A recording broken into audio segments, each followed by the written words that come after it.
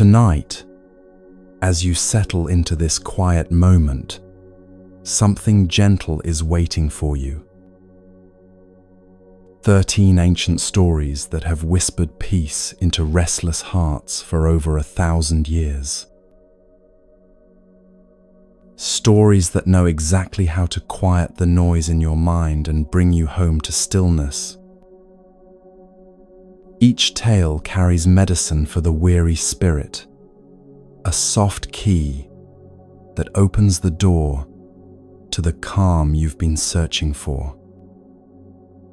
These aren't just stories, they're gentle hands reaching through time to soothe whatever heaviness you're carrying tonight. The Buddha knew this truth. Peace lives inside you, always. And right now, wherever you find yourself in this moment, that peace is already here, waiting to be remembered. Perhaps you're listening from a small apartment where the city hums outside your window. Maybe you're in a quiet countryside bedroom where crickets sing their lullabies. Or lying on a couch where the day's worries still cling to your shoulders. No matter where you are, you're safe here with us now. Let your body remember how good it feels to truly rest. Feel the softness beneath you supporting your weight. Notice how your breathing wants to slow down, how your muscles are ready to let go. As these old stories unfold, tales of boats that drift without resistance, monks who find joy in the simplest moments, you'll feel something shifting inside you. Like coming home after a very long journey. Our first story is ready for you now.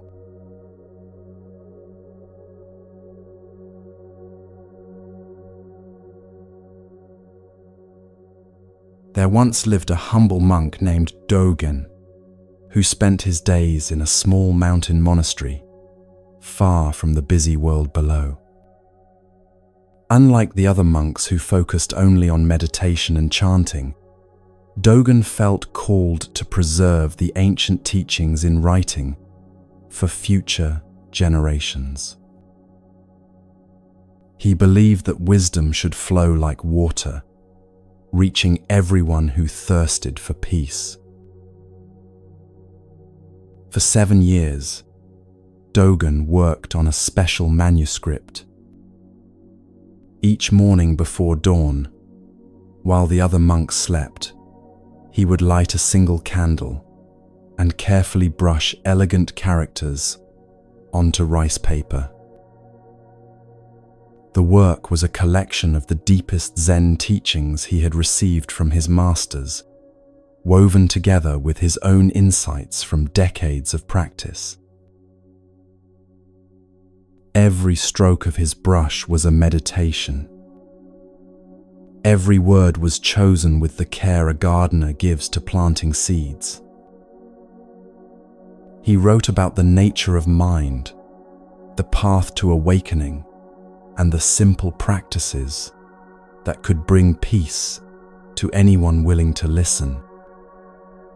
The pages grew slowly, like a tree reaching toward light, each section building upon the last in perfect harmony. The manuscript became his treasure, not from pride, but from love. He knew these teachings could help countless people find their way out of suffering.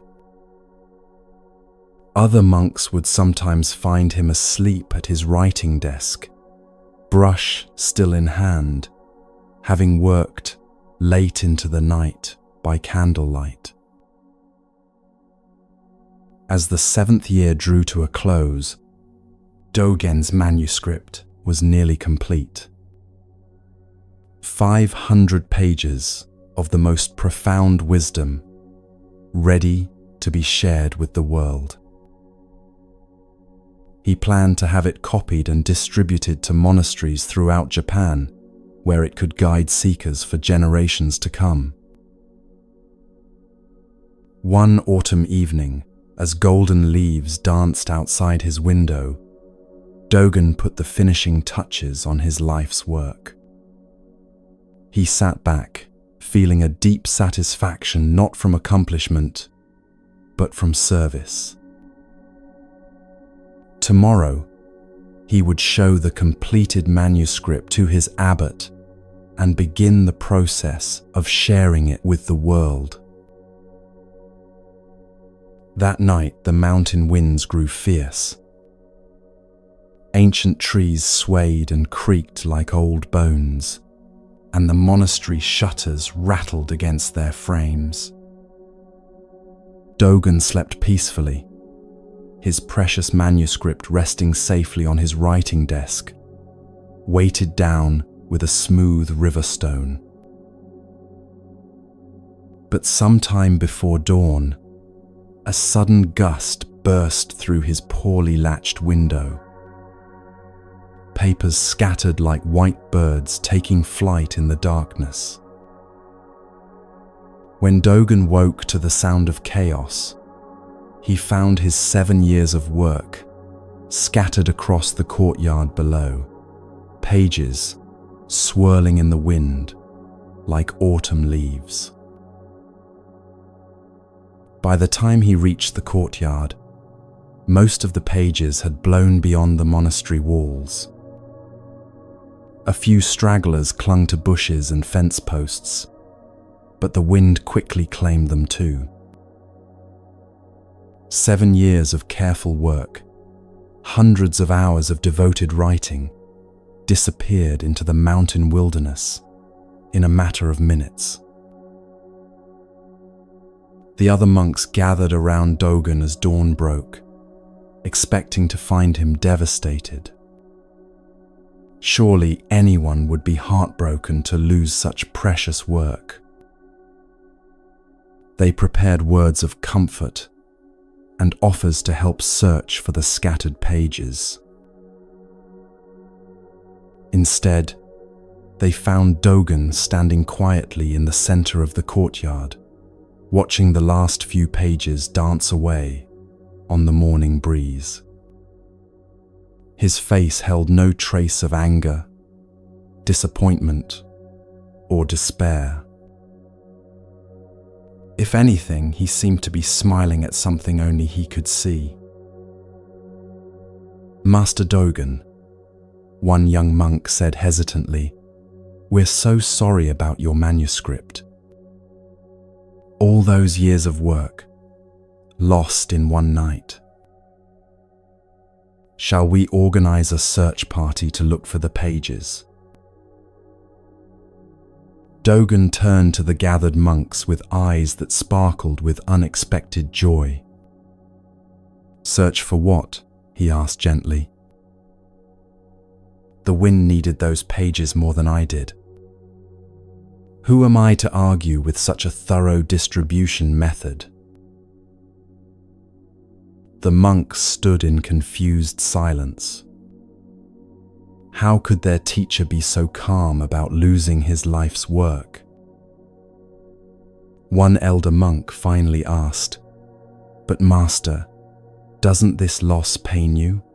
All that wisdom, gone forever?" Dogen laughed softly, the sound like water flowing over stones. "My dear friends, do you think wisdom lives only on paper? Every word I wrote came from here," he said, placing his hand over his heart. "And here it remains, ready to be shared in whatever way the moment calls for." He gestured toward the mountains where his pages had disappeared. Perhaps a bird will line her nest with words about compassion.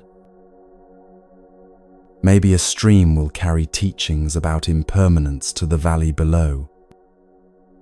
Or these pages might decompose and nourish the very trees that will one day become paper for someone else's wisdom.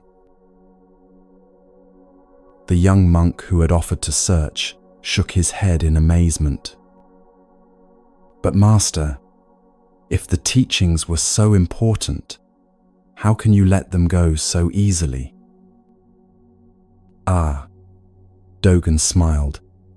That's exactly the teaching the wind came to offer us this morning. The moment we cling to our creations, we stop creating. The moment we hold our gifts too tightly, we close our hands to giving. My manuscript was meant to teach non-attachment. How perfect that it should demonstrate the lesson so completely. Can you feel the incredible freedom in Dogen's response? Here was a man who had poured 7 years of devoted work into something precious, only to watch it disappear in a single night. Yet instead of clinging to what was lost, he found joy in the lesson it offered. The Buddha taught us, "You are not punished for your anger. You are punished by your anger." Dogen understood this truth perfectly. Raging at the wind for being wind, or mourning endlessly for scattered pages, would only create suffering where none need exist. This is the essence of non-attachment, not caring less about our work or relationships, but holding them lightly enough that we can love them fully without being destroyed when they change. Dogen loved his manuscript deeply, but he loved wisdom itself even more. When the two came into conflict, wisdom won. Most of us live as if our creations, our achievements, our carefully built lives should somehow be permanent. We invest enormous energy trying to protect what we've made from the inevitable forces of change. When loss comes anyway, as it always does, we feel betrayed by life itself. But Dogen had discovered something wonderful. True security doesn't come from grasping our accomplishments, but from trusting our ability to create anew in each moment. The wisdom that produced his manuscript didn't disappear with the pages. It remained alive in his heart, ready to flow into whatever form the next moment might require. In your daily life, notice how tightly you hold your creations. Maybe it's a carefully crafted email that gets misunderstood, a project that gets cancelled, or plans that fall through at the last minute.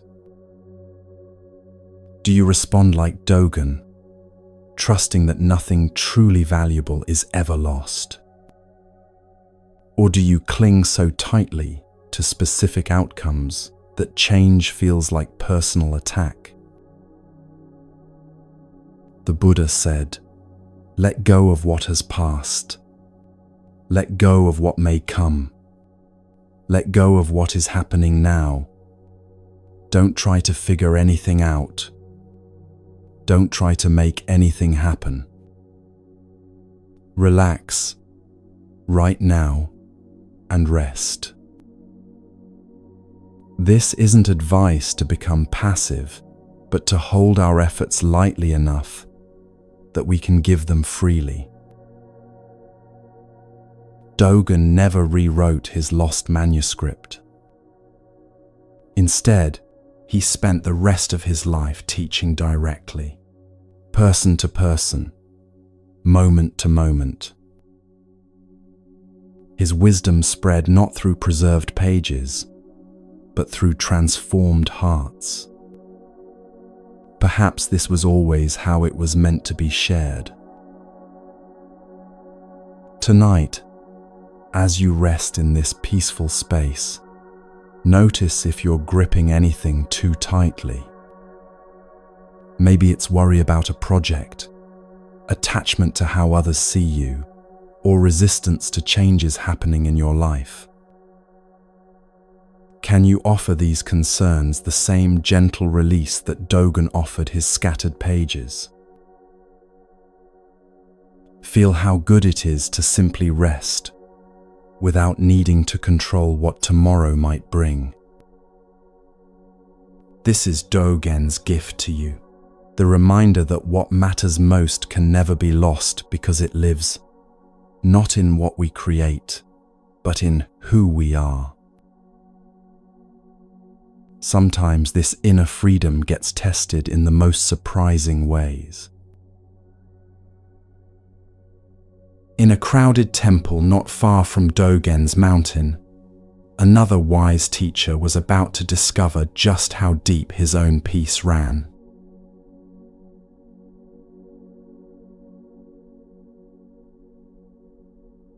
There lived a Zen master named Bankei, who taught something revolutionary for his time. Instead of complicated rituals or difficult practices, he taught about what he called the unborn Buddha mind, the natural awareness that exists in each of us, always peaceful, always present. Bankei's teaching was so simple and powerful that people traveled from far and wide to hear him speak. His temple would fill with hundreds of listeners, farmers and merchants, monks and lay people, all drawn by his gentle wisdom and the peace that seemed to radiate from his very presence. On this particular day, the temple was more crowded than usual.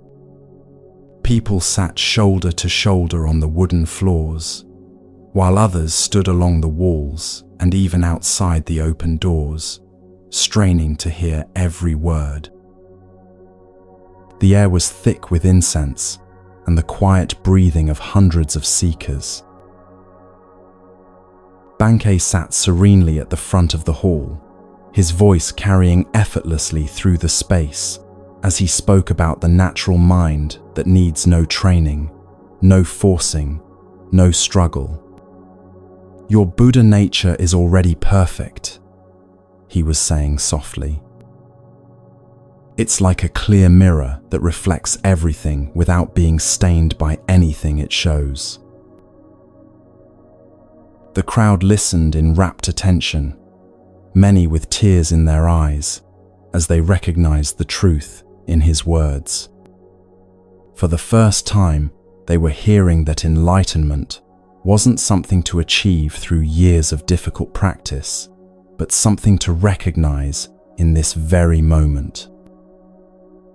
Suddenly, from the back of the temple, came a loud, harsh voice that shattered the peaceful atmosphere. "This is nonsense," the voice boomed. "You're misleading these people with your easy teachings." Every head turned to see a fierce-looking priest pushing his way through the crowd. He wore the robes of the Nichiren sect and carried himself with aggressive authority. His face was red with anger, his fists clenched as he advanced toward the front of the temple. "How dare you tell people they don't need to practice?" the priest shouted, his voice echoing off the temple walls. "Buddhism requires discipline, study, devotion. You're making a mockery of the Buddha's teachings." The crowd began to murmur nervously. Some people shifted uncomfortably, looking around for the temple guards. Others seemed frightened by the sudden disruption, their peaceful mood completely shattered. Children pressed closer to their parents, and elderly visitors clutched their prayer beads tightly. But Bankei remained exactly as he was, Not a muscle in his face changed. His breathing stayed calm and even. He looked at the angry priest with the same gentle attention he had been giving to his teaching, as if this interruption was simply another flower blooming in the garden of the moment. "What sect are you from?" Bankei asked quietly, his voice carrying no trace of defensiveness or irritation. "I'm a priest of the Nichiren sect," the man declared proudly, expecting this to intimidate the peaceful teacher. "We follow the true path of the Lotus Sutra, not this watered-down nonsense you're spreading." "Ah," Bankei nodded with genuine interest, as if the priest had just shared something fascinating about the weather. "And when did this angry nature of yours become part of the Nichiren teaching?" The question landed like a pebble in still water, creating ripples of silence throughout the temple. The priest opened his mouth to respond, but found himself speechless. His anger had been so complete, so consuming, that he hadn't even noticed it taking over his entire being. Bankei continued in the same peaceful tone. "You see, right now, you're demonstrating perfectly what I've been teaching about. When we abandon our natural Buddha mind, that place of clear awareness, we get caught up in emotions and reactions. But the mind that recognizes this anger, the awareness that knows you're angry, that part of you is still perfectly calm and unborn." The priest's face began to soften as he felt something shifting inside him. For the first time in the encounter, he became aware of the awareness that was watching his anger. It was like stepping back from a fire and realizing you don't have to stand so close to its heat. "Your anger arises from your thoughts about what Buddhism should be," Bankei explained gently. "But the mind that's aware of those thoughts, that's your true nature. It doesn't need to be improved or trained. It's already perfectly awake, just like the Buddha's mind." The priest stood there, his aggression completely dissolved, experiencing firsthand what Bankei had been teaching. The hundreds of people in the temple sat in amazed silence, witnessing this transformation happen before their eyes. Some began to smile, recognizing their own moments of sudden peace after storms of emotion. Slowly, the priest bowed deeply to Bankei. "Thank you for showing me my original face," he said quietly, using the Zen phrase for our true nature before conditioning covers it over. His voice was now soft, almost childlike in its wonder. As the priest found a place to sit among the other listeners, Bankei turned back to address the entire gathering. This is what the Buddha meant when he said, "Do not dwell in the past, do not dream of the future. Concentrate the mind on the present moment. In this moment, your awareness is already perfect. It doesn't matter what's happening around you. Your true nature remains undisturbed." Can you feel the incredible peace in Bankei's response? Here was a man so rooted in present moment awareness that even aggressive disruption couldn't pull him out of his natural calm. He didn't fight the interruption or try to control the situation. He simply remained present with whatever was arising. This is the secret of true mindfulness. It's not about making our minds perfectly quiet or avoiding difficult situations. It's about discovering that place in us that can remain peaceful, no matter what storms are raging around us. Most of us live like that angry priest, completely consumed by our reactions to whatever's happening. Someone cuts us off in traffic, and we become the anger. We receive bad news, and we become the worry. Our thoughts about what should or shouldn't be happening take over our entire experience. But Bankei discovered something wonderful. There's a part of us that's aware of all these reactions without being swept away by them. The mind that notices you're angry isn't angry. The awareness that recognizes worry isn't worried. This witnessing consciousness is always present, always calm, always available. When we rest in this awareness, challenges become opportunities to deepen our peace rather than disturbances that destroy it. Like Bankei with the angry priest, we can meet whatever comes with curiosity and compassion instead of resistance and reactivity. The Buddha taught that this present moment is the only place where peace can be found. Not in some future when our problems are solved, not in some idealized past, but right here in the midst of whatever's happening now. Even if what's happening is unpleasant, uncomfortable, or unexpected. This doesn't mean becoming passive or failing to respond appropriately to situations. Bankei responded skillfully to the disruption. He just did it from a place of centered awareness rather than reactive emotion. He turned the interruption into a teaching moment that helped everyone present understand mindfulness more deeply. In your daily life, notice when you become completely identified with your reactions to events. Maybe someone speaks to you rudely and you become the hurt feelings.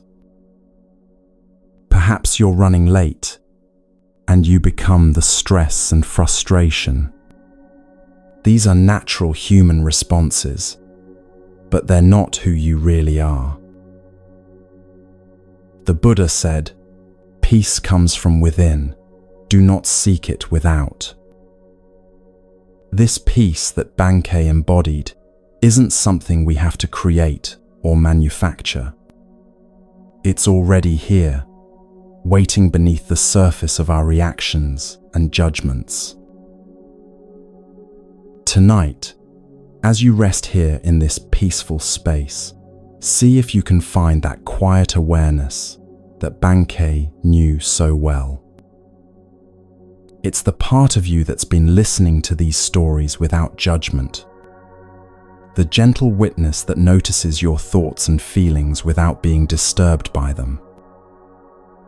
This is your unborn Buddha mind, always present, always peaceful, always home. And somewhere in the gentle rhythm of your breathing, another story waits to unfold.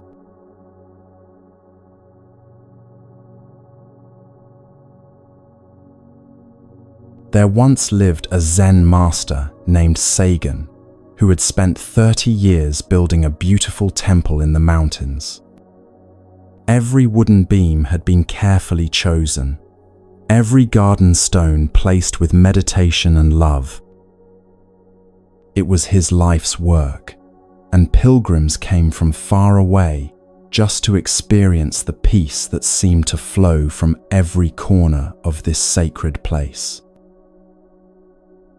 The temple sat like a jewel among ancient pines, its curved roofs echoing the mountain peaks beyond. Inside, golden Buddha statues smiled peacefully in halls where thousands had found refuge from their troubles. The library held scrolls copied by monks over centuries, each character written with devotional care. Gardens flowed around the buildings like gentle rivers, with stone paths worn smooth by countless feet, seeking wisdom. Master Sagan had overseen every detail of the temple's construction. He had chosen each piece of wood personally, feeling for the grain that would age beautifully over time. He had positioned every rock in the gardens, creating spaces where morning light would fall just so, where evening shadows would invite contemplation. This was more than a building. It was a physical expression of 3 decades of spiritual practice and devotion. One summer night, a fierce storm rolled across the mountains. Thunder crashed like giant drums, and lightning split the sky in brilliant white flashes. The rain fell in sheets so thick it seemed like the mountain itself was weeping. Then, in one brilliant moment, lightning struck the ancient pine tree that had stood guard beside the temple for over 300 years. The massive tree, its trunk wide enough for 6 people to embrace, began to burn like a giant torch against the dark sky. Within minutes, sparks had carried to the temple's wooden roof. The building that had taken 30 years to create became a blazing inferno in less than an hour. The meditation hall, where thousands had found peace, the library with its irreplaceable texts, the living quarters where monks had slept safely for decades, all disappeared into flames that reached toward the storm clouds. By dawn, everything was ash and smoking timber. The rain had finally stopped, and mist rose from the blackened ruins like incense from a cosmic altar. Where beauty and order had reigned just hours before, only destruction remained. When the villagers heard the news, they climbed the mountain path with heavy hearts. They had loved this temple too. It had been the spiritual heart of their community, the place where their children received blessings and their elders found comfort in their final years. They expected to find Master Sagan overwhelmed with grief, perhaps weeping among the ruins of his life's work. Instead, they discovered him sitting peacefully on a large stone that had somehow remained untouched by the fire. He was drinking tea from a simple clay cup that had apparently survived the conflagration, steam rising gently from the warm liquid in the cool morning air. His face showed neither despair nor bitter resignation. If anything, he seemed to be contemplating the scene before him with the same peaceful attention he had once given to arranging flowers for the altar. "Master," one villager said, with tears streaming down his face, "we're so sorry for your terrible loss. 30 years of work, destroyed in one night. All those precious scrolls, the beautiful statues, the meditation hall where we found so much peace, how devastating this must be for you." Sagan looked up with gentle eyes that held no trace of bitterness or despair. He gestured toward the smouldering remains with one hand, while holding his teacup steady with the other. "The fire burned what it burned," he said simply. "The sadness is sadness. But why should I burn too?" The villagers stood in stunned silence, trying to understand how anyone could face such devastating loss with such equanimity. One young man finally asked, "But Master, doesn't this hurt?" Don't you feel angry about losing everything? Sagan smiled gently and took another sip of his tea. Of course it hurts, he said. Sadness is natural when something beautiful passes away. But if I spend my energy being angry at lightning for being lightning, or fire for being fire, then I am adding unnecessary burning to what is already burned. He stood and walked closer to the ruins, his footsteps crunching softly on charred debris. The temple served its purpose beautifully for 30 years, he continued. It gave shelter to seekers, peace to the troubled, and beauty to all who visited. That service was complete the moment the fire began. Why should I torture myself by demanding it serve longer? Can you feel the profound wisdom in Master Sagan's response? He had discovered what the Buddha called the teaching of the two arrows, the difference between inevitable pain and unnecessary suffering. The Buddha taught us, pain is inevitable, suffering is optional. The first arrow is what life shoots at us: loss, disappointment, illness, change.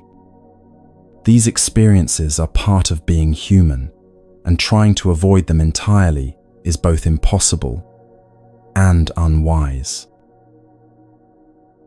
But the second arrow is what we shoot at ourselves, our mental reactions to what has already happened, our anger at reality for being reality, our demands that the past should have been different, our resistance to accepting what we cannot change.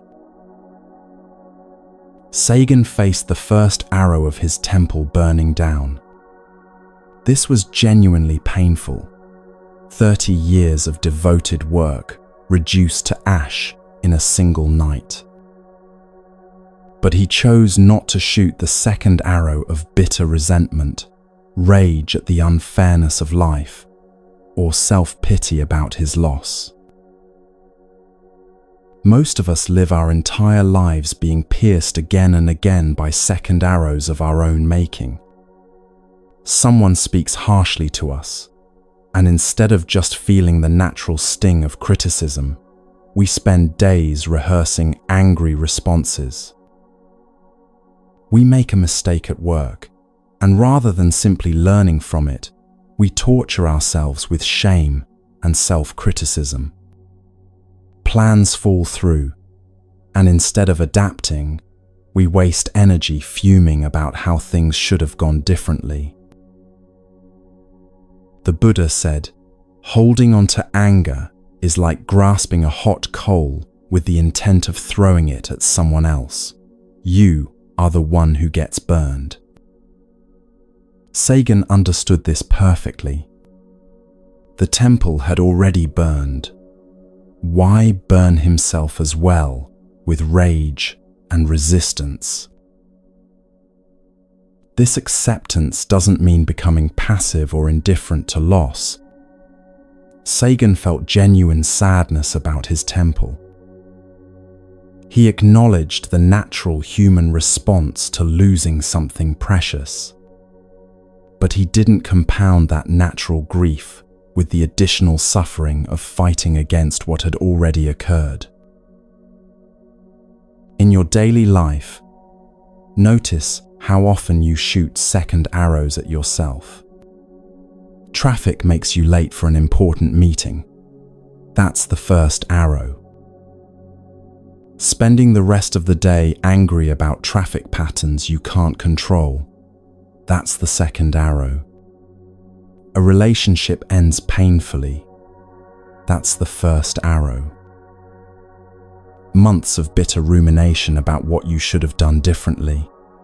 That's the second arrow. The practice of recognizing these two arrows can transform your relationship with difficulty. When challenging situations arise, you can ask yourself, what is the unavoidable first arrow here, and what second arrows am I adding? Master Sagan's tea ceremony in the ruins teaches us something beautiful about acceptance. He didn't pretend the loss hadn't happened or try to minimize its significance. Instead, he met the situation exactly as it was, finding peace not by changing his circumstances, but by changing his relationship to them. The Buddha taught, "What we resist persists." When we fight against what has already happened, we keep ourselves trapped in suffering. But when we accept the first arrow without adding second arrows, we create space for wisdom, healing, and appropriate action. Tonight, as you rest in this peaceful moment, notice if you're carrying any second arrows from your day. Perhaps you're still mentally arguing with something someone said, or replaying a mistake you made. Can you feel the difference between the natural, clean pain of the first arrow and the burning you've added with your thoughts?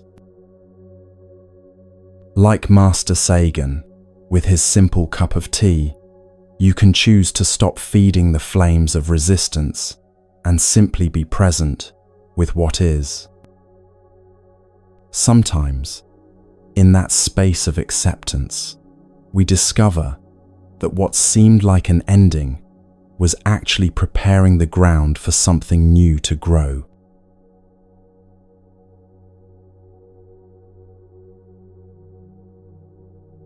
There once lived a monk named Joshu who would become one of the most beloved Zen masters in history. But his story began not with sudden enlightenment or miraculous insight, but with something much rarer, the willingness to learn slowly, patiently, like a gardener watching seeds grow in their own perfect time. When Joshu first arrived at Master Nansen's monastery, he was already 60 years old. Most people his age were considered elders, expected to share wisdom rather than seek it. But Joshu came with empty hands and a beginner's heart, ready to start his spiritual journey when others might think it was too late to begin anything new. The younger monks whispered among themselves about this unusual newcomer. "Why is that old man here?" they wondered. "Shouldn't he already know what he needs to know by now?" Some felt embarrassed for him, thinking he must be desperate or confused to start studying so late in life. But Joshu paid no attention to their whispers. Each morning, he rose before dawn with the enthusiasm of a child, eager for whatever the day might teach him. He swept floors with the same care he gave to listening to lectures. He asked questions that others considered beneath them, and he practiced basic meditation techniques with the patience of someone who had all the time in the world. Master Nansen watched this unusual student with growing respect. While younger monks often rush through their practices, hungry for quick results and dramatic breakthroughs, Joshu approached each lesson like a gardener tending seedlings. He seemed to understand that wisdom, like good soil, needed time to develop its richness. Years passed, and Joshu continued his studies. When he was 65, still considered a beginning student, other monks his age were leading their own temples. When he was 70, friends from his former life wondered why he didn't return to a more comfortable retirement. When he was 75, Even some of his teachers suggested he might want to rest from his studies and simply enjoy his remaining years. But Joshu only smiled and continued learning. Every day, he would say, "I discover how much I don't know." This is the most exciting discovery of all. One spring morning, when Joshu was nearly 80 years old, a visiting master came to test the monastery's students. He gathered everyone in the main hall and began asking challenging questions about the deepest aspects of Zen teaching. One by one, the younger monks offered confident answers, eager to display their knowledge and insight. When the visitor came to Joshu, sitting quietly in the back with the newest students, he asked, "Old man, you've been here longer than most of these young monks. What profound wisdom have you gained from all these years of study?" Joshu looked up with eyes that sparkled with genuine delight. "Sir," he said, "I have learned the most wonderful thing. Every person I meet knows something I don't know. Every moment contains a teaching I haven't yet received. Even after 20 years of study, I am still just a beginner, and this fills me with such joy." The visiting master was stunned into silence. In all his travels, testing students at monasteries throughout the country, he had never heard an answer that contained such profound humility and genuine wisdom. The younger monks, who had given clever answers about emptiness and Buddha nature, suddenly felt very small beside this old man's simple honesty. "Tell me," the visitor continued, "don't you feel you've wasted time studying so slowly? Most masters achieve enlightenment much younger than you are now." Joshu laughed gently, the sound like water flowing over smooth stones. "Wasted time?" he repeated. "Sir, if I had rushed toward enlightenment like picking fruit before it's ripe, I would have missed the sweetness that comes only with patience. Time has not been my enemy. It has been my greatest teacher." That evening, Master Nansen called Joshu to his private quarters. "My old friend," he said, "you have been my student for 20 years, and in all that time, you have never claimed to understand anything completely. This itself is complete understanding." From that day forward, students began seeking out Joshu for guidance. They found in him something rare, a teacher who had learned the difference between knowing about wisdom and embodying it. He had allowed understanding to ripen slowly in his heart, like fruit growing sweet in its own season. When Joshu finally began teaching at the age of 80, his words carried the weight of patient practice. Students would travel for weeks just to hear him speak, not because he offered dramatic insights, but because his presence itself taught them about the beauty of unhurried growth. One day, a young monk approached him with familiar frustration. "Master Joshu," the student said, "I've been practicing for 3 years now, and I still don't feel enlightened. Maybe I'm not meant for this path. Maybe I should give up and find something I'm better at." Joshu invited the young man to walk with him in the monastery garden.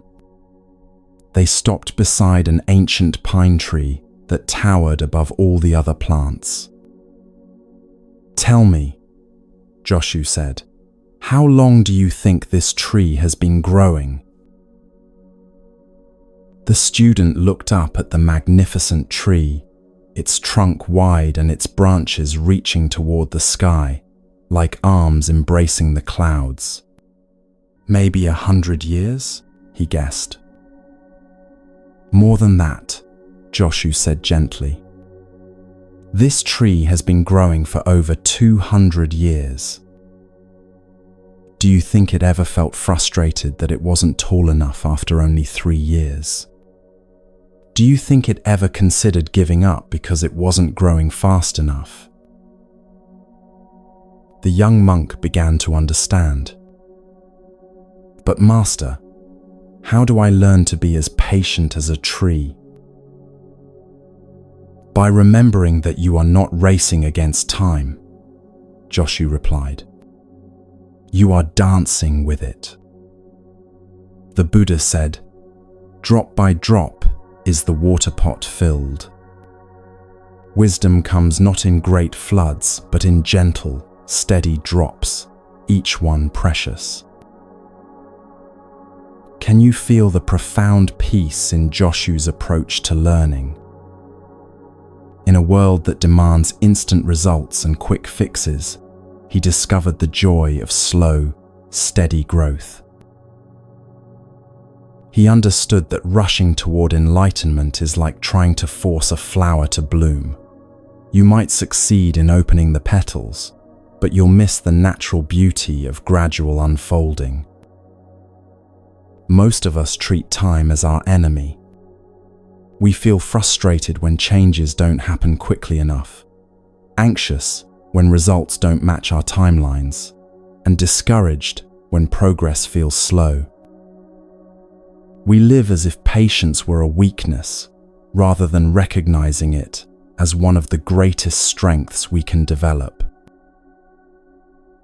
But Joshu had discovered something wonderful. When we stop fighting against time's natural rhythm, we begin to flow with it. Instead of feeling rushed and pressured, we can relax into the understanding that everything worthwhile takes time to develop properly. The Buddha taught, there are 2 mistakes one can make along the road to truth, not going all the way and not starting.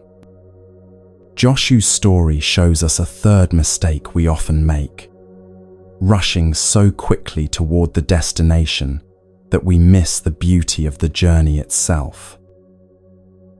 Think about the areas in your life where you feel impatient for change.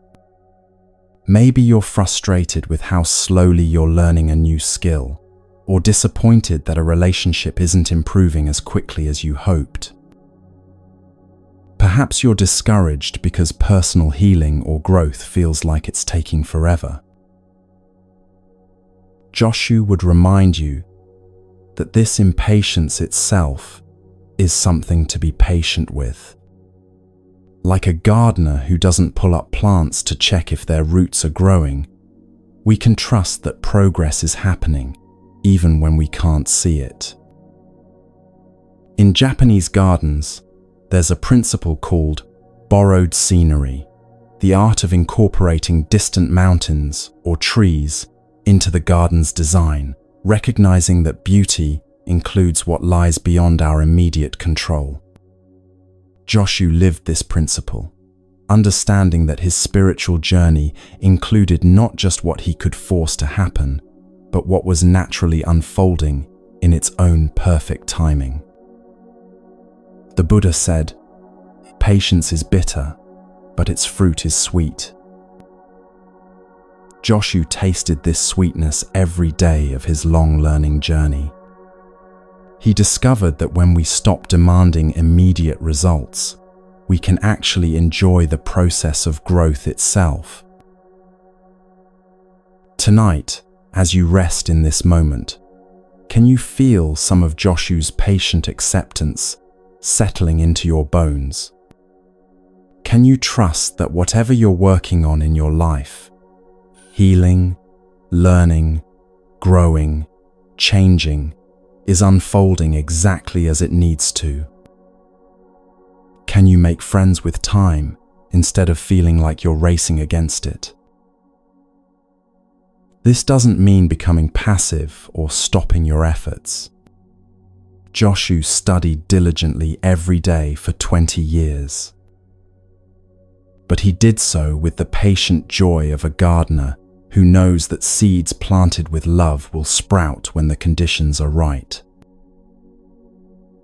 Sometimes the most profound lessons come wrapped in the simplest packages, waiting quietly for us to notice their extraordinary beauty.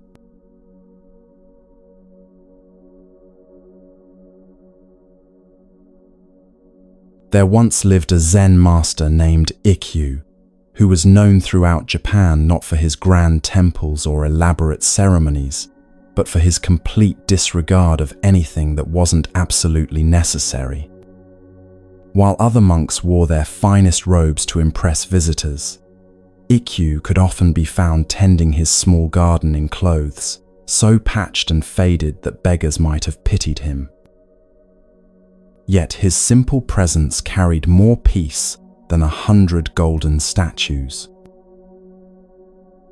Ikkyu lived in a tiny hut on the outskirts of a bustling city. His home contained almost nothing: a sleeping mat, a few bowls, some writing brushes, and a small iron kettle for making tea. Visitors often expected to find the dwelling of a famous master, filled with precious artifacts and beautiful decorations. Instead, they discovered a space so empty it seemed to breathe with contentment. The simplicity wasn't poverty, it was choice. Ikkyu had grown up in the imperial court, surrounded by luxury and ceremony. He knew the weight of silk robes, the taste of elaborate feasts, and the exhausting effort required to maintain appearances. But somewhere along his journey, he had discovered that the most precious things in life couldn't be bought, displayed, or impressed upon others. One spring morning, a messenger arrived at Ikkyu's humble hut with an elegant scroll sealed in gold. The emperor himself was hosting a grand banquet to honor the nation's most respected spiritual teachers. Ikkyu was invited to join the celebration at the imperial palace, where the finest food, wine, and entertainment would be provided. The messenger, dressed in elaborate court attire, looked around Ikkyu's simple dwelling with barely concealed disdain. "Master Ikkyu," he said formally, "His Imperial Majesty requests your presence at tomorrow evening's feast. This is a great honor, reserved only for the most esteemed teachers in the realm." Ikkyu accepted the invitation with a gentle bow, but he felt no excitement about the prospect of such formal grandeur. Still, he recognized that refusing might seem ungrateful, and he was curious to see what he might learn from this experience. The next evening, Ikkyu made his way to the imperial palace. He wore his usual clothes, a simple brown robe that he used for gardening, meditation, and everything else in his uncomplicated life. The fabric was clean but worn, patched in several places with loving care. His sandals were plain straw, and he carried nothing but a small cloth bag containing a few tea leaves. When Ikkyu arrived at the palace gates, the guards looked him up and down with confusion. Surely this shabby-looking person couldn't be one of the honored guests expected at tonight's imperial banquet. "Excuse me," one guard said politely but firmly. "This entrance is reserved for invited dignitaries. The servants' entrance is around the back." Ikkyu smiled gently and showed them his golden invitation. The guards examined it carefully, then looked back at his simple appearance with growing embarrassment. "Sir, this is quite irregular. Perhaps you could return home and change into more appropriate attire." "Ah," Ikkyu nodded with understanding. "I see the problem." Without any irritation or argument, he bowed politely and walked away. The guards expected never to see him again. But within an hour, a magnificent figure approached the palace gates. The man wore robes of the finest silk, embroidered with golden threads that caught the lamplight beautifully. His sleeves were so long and elaborate they seemed to float like clouds around his arms. A jeweled hat sat perfectly on his head, and expensive sandals graced his feet. "Welcome, honored master," the guards exclaimed, bowing deeply as they recognized the same invitation now presented by hands adorned with ceremonial rings. They escorted this splendidly dressed figure through the palace corridors with great respect. Inside the banquet hall, hundreds of guests sat on silk cushions around low tables, laden with the most exquisite foods. Golden bowls held delicacies from across the empire, while servants moved gracefully between the guests, pouring rare wines and ensuring every comfort. The emperor himself sat at the head of the hall, surrounded by the most important ministers and spiritual advisors in the land. When the magnificently dressed Ikkyu entered, conversations paused as people admired his impressive appearance. He was seated in a place of honor, close to the emperor, where his beautiful robes could be properly appreciated by all the assembled dignitaries. As the feast began, servants brought course after course of elaborate dishes to Ikkyu's table. But instead of eating the food himself, he began lifting each delicacy to his sleeves. "Please eat," he said politely to the embroidered fabric. "This wonderful feast is clearly meant for you."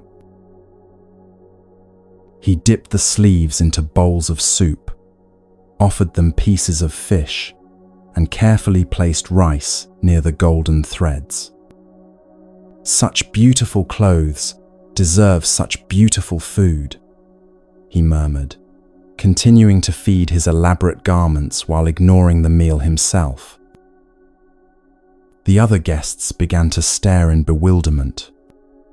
Some whispered among themselves, wondering if the honored master had lost his mind. Others sat in embarrassed silence, unsure how to respond to such strange behavior.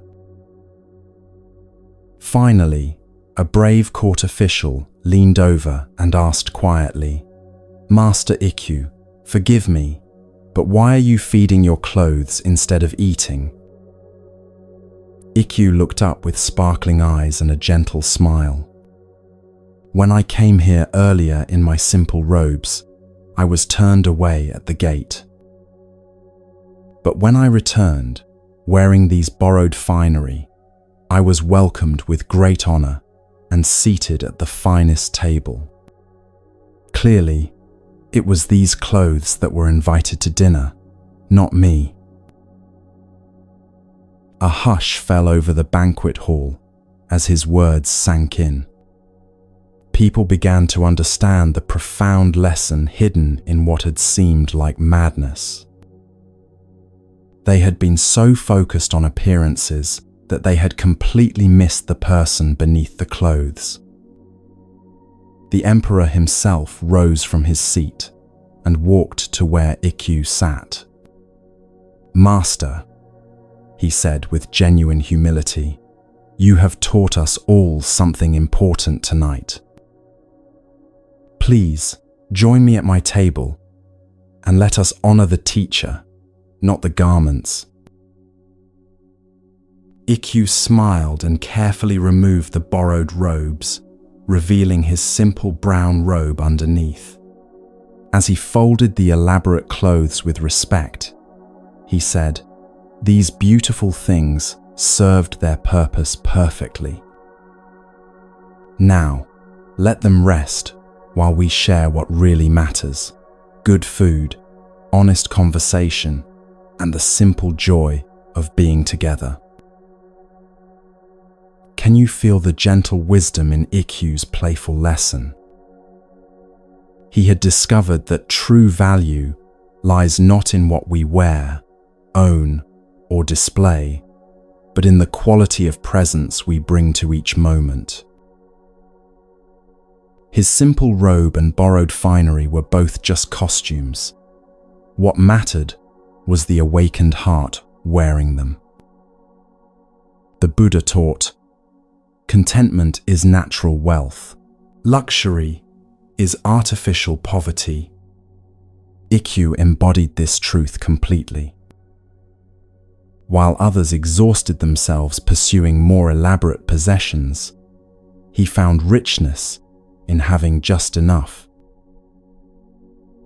Most of us live in societies that constantly tell us we need more to be happy. More clothes, more gadgets, more impressive homes, more status symbols to show the world our worth. We can spend our entire lives accumulating things that never quite satisfy the longing for contentment. But Ikkyu had discovered the secret that simplicity teachers throughout history have known. When we stop chasing after more, we can finally appreciate what we already have. His small hut wasn't a limitation. It was freedom from the burden of maintaining unnecessary possessions. His simple robe wasn't poverty. It was liberation from the exhausting task of constantly managing his image. The lesson of the sleeve feeding goes deeper than just a critique of materialism. It reveals how easily we can mistake appearances for reality in every area of life. We judge people by their clothes, their jobs, their neighborhoods, their possessions, all while missing the actual human being standing before us. Think about your own relationship with stuff. How much time do you spend maintaining, organizing, shopping for, or worrying about your possessions? How often do you feel pressure to look a certain way or own certain things to be accepted by others? How much energy goes into managing your image instead of simply being yourself? Ikkyu's simplicity wasn't about deprivation. It was about clarity. When you own fewer things, you can appreciate each one more deeply. When you stop worrying about appearances, you can focus on substance. When you release the need to impress others, you discover the joy of authentic connection.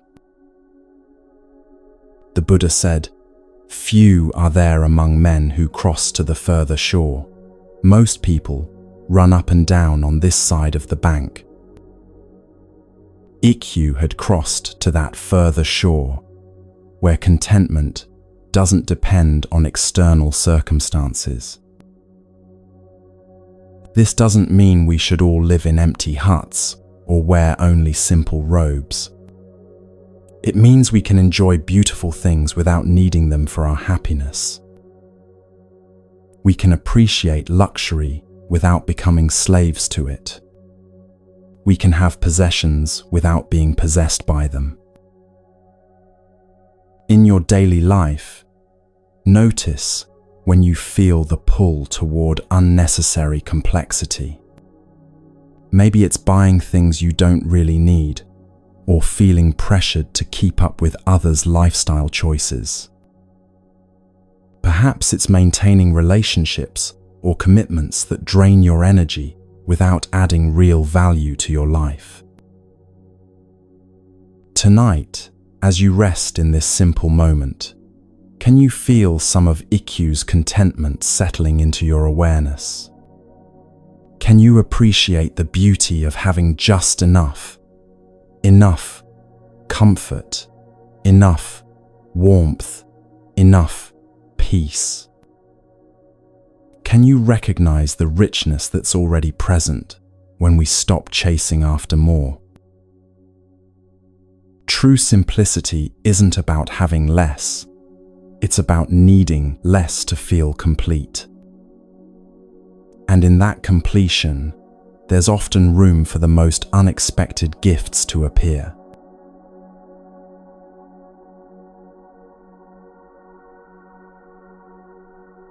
There lived a monk named Ryokan, whose heart had never forgotten how to play.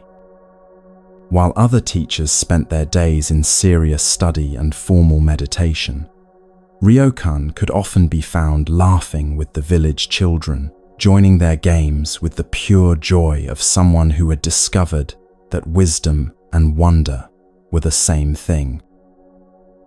Ryokan's small hut sat at the edge of a mountain village, close enough that children could easily visit him after their morning chores were done.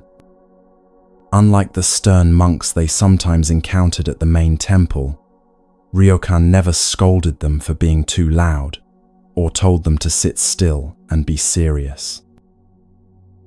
Instead, he would greet each child as if they were bringing him the most precious gift in the world, which, in his eyes, they were. The village children adored this gentle monk, who seemed to understand their world perfectly. He knew which games were the most fun, could tell stories that made them gasp with excitement, and always had time to listen to their worries and joys with complete attention. Parents often found their little ones talking about Uncle Ryokan with the same reverence other children might reserve for fairy tale heroes. One warm summer afternoon, a group of 6 children climbed the mountain path to visit Ryokan. They found him sitting in his garden, writing poetry on small pieces of paper that he would sometimes give away to visitors. When he saw them approaching, his face lit up with genuine delight, and he immediately set aside his brush. "Uncle Ryokan," called out May, a 7-year-old girl with bright eyes and tangled hair. "Will you play hide and seek with us? We've been practicing all week, and we're getting really good at finding the best hiding spots." Ryokan clapped his hands together with enthusiasm. What a wonderful idea. There's nothing I'd rather do on such a beautiful day than play hide and seek with my favorite teachers. "Teachers?" laughed Taro, an 8-year-old boy who was missing his 2 front teeth. "We're not teachers, Uncle Ryokan. We're just kids." "Ah," Ryokan winked. "That's exactly why you're the best teachers of all. You remember how to find joy in simple things, how to love without conditions, and how to live completely in this moment. Those are the most important lessons anyone can learn." The children giggled and gathered in a circle to decide who would be it first. After much discussion and a game of rock, paper, scissors, young Kenji was chosen to count while everyone else hid. The playing area would include Ryokan's garden, the surrounding pine trees, and the small storage shed behind his hut. "Count to 50, the children called out as they scattered in different directions, looking for the perfect hiding spots. Ryokan watched them for a moment, noting how each child had their own strategy, some seeking the most obvious places, others determined to find completely invisible locations. As Kenji began counting loudly, 1, 2, 3, Ryokan looked around for his own hiding place. He spotted a large wooden barrel that had been used for collecting rainwater, sitting partially behind his storage shed. It looked like it would provide excellent cover, so he quietly made his way over and crouched down behind it. The hiding spot was perfect, completely concealed from the main playing area. Ryokan settled in comfortably, listening to Kenji's counting grow closer to 50. Soon he heard the boy shout, "Ready or not, here I come," followed by the sounds of excited searching and occasional squeals of discovery. One by one, Ryokan heard his young friends being found. First came Mei's delighted shriek as Kenji discovered her behind a pine tree. Then Taro was caught trying to squeeze behind a pile of firewood. The other children were found in quick succession, their laughter echoing through the mountain air as they joined the search for the remaining hiders. But Ryokan's hiding spot was so good that the children couldn't find him anywhere.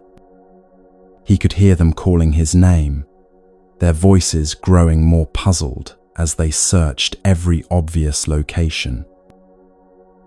"Uncle Ryokan, where are you?" they called. "We give up. You win." Still, Ryokan remained hidden. Not because he wanted to win the game, but because something beautiful was happening in his hiding place. Crouched behind the barrel, surrounded by the simple wooden walls of his storage shed, he felt a profound sense of peace. The children's laughter, the afternoon breeze rustling through pine needles, the feeling of being perfectly hidden, yet completely connected to the joy around him. It all felt like meditation in motion. Time passed differently in that hidden space. Minutes felt like hours, or perhaps hours felt like minutes. Ryokan found himself entering a state of deep contentment, listening to the children's voices grow more distant as they expanded their search. The afternoon sun moved across the sky, painting different patterns of light and shadow around the storage shed. Still, Ryokan remained in his hiding place, not from stubbornness or a desire to win, but from a growing sense that this moment was teaching him something important about the nature of love and presence. As evening approached and the mountain air grew cooler, the children's voices gradually faded. Their parents had called them home for dinner, and they had reluctantly given up their search for their beloved Uncle Ryokan. "He must have gone inside," Mei said as they started down the mountain path. "We'll find him next time." But Ryokan remained behind the barrel, now lost in such deep meditation that he barely noticed the transition from day to night. The stars appeared overhead, and a gentle moon cast silver light across the mountain. Still, the monk stayed in his hiding place, experiencing a profound unity with the simple wooden barrel, the quiet night, and the memory of children's laughter still echoing in his heart. It wasn't until the first light of dawn touched the mountain peaks that Ryokan finally emerged from behind the barrel. He had spent the entire night in hiding, not because he was stuck or confused, but because the game had transformed into something sacred. In trying to hide from the children, he had found something beautiful, a night of perfect solitude that somehow felt completely connected to love. When the children returned the next morning, they found Ryokan sitting in his garden as usual, writing poetry with a peaceful smile on his face. "Uncle Ryokan," Mei called out. "Where did you go yesterday? We looked everywhere for you." Ryokan looked up with sparkling eyes. "I was hiding right where you left me," he said gently. Sometimes the best hiding places are so good that even we forget we're in them. "But we searched all night," Taro protested. "Our parents even helped us look for you before dinner." "And I heard every loving call," Ryokan replied. "Even hidden behind a barrel, I felt completely surrounded by your care." This is what the Buddha meant when he said, "Loving kindness is a gift that costs nothing, but has infinite value. Your concern for me was a treasure more precious than being found." Can you feel the profound compassion in Ryokan's heart? His willingness to play with children wasn't just kindness, it was recognition that joy, love, and wonder are the most natural expressions of our true nature. He understood that every moment offers us a choice between connection and separation, between opening our hearts or protecting them. The Buddha taught, if you want others to be happy, practice compassion. If you want to be happy, practice compassion. Ryokan lived this teaching so completely that compassion had become as natural as breathing. He didn't have to think about being kind to children. Kindness flowed from him like water from a spring.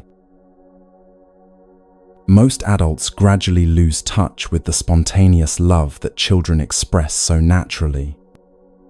We learn to be careful with our affection, to guard our hearts, to question whether others deserve our kindness. We develop complicated ideas about appropriate behavior, professional boundaries, and social expectations that often separate us from simple human connection. But Ryokan had never forgotten that underneath all our adult complications, we are still the same loving beings we were as children. The capacity for innocent joy, generous affection, and unconditional care never really disappears. It just gets buried under layers of conditioning and caution. His night behind the barrel reveals something beautiful about the nature of true compassion. Even when hidden, even when alone, he remained connected to the love the children had shown him. This is how genuine kindness works. It doesn't depend on being seen, appreciated, or rewarded. It flows naturally from hearts that have remembered their original goodness. Think about your own relationship with spontaneous kindness. When did you last feel the uncomplicated joy of making someone else happy just for the sake of their happiness? How often do you allow yourself to be playful, to connect with others without agenda or expectation? The children in Ryokan's story loved him not because he was wise or holy, but because he met them with complete presence and genuine delight. They felt safe to be themselves around him because he had never stopped being himself, a being whose natural state was loving kindness. The Buddha said, "Hatred is never appeased by hatred in this world. By non-hatred alone is hatred appeased. This is a law eternal. Ryokan understood that the same principle applies to love. Love is awakened, not by demanding it, but by expressing it freely. In your daily interactions, notice when you have opportunities to practice Ryokan's kind of natural compassion. Maybe it's giving someone your complete attention when they're speaking, or offering help without being asked. Perhaps it's approaching someone who seems lonely, or simply smiling at strangers with genuine warmth. Tonight, as you rest in this peaceful space, can you feel that place in your heart that remembers how to love like a child? Can you sense the joy that comes not from being loved, but from loving? Can you touch that part of yourself that, like Ryokan, finds happiness in making others happy? This innocent capacity for kindness isn't something we need to create. It's something we need to remember.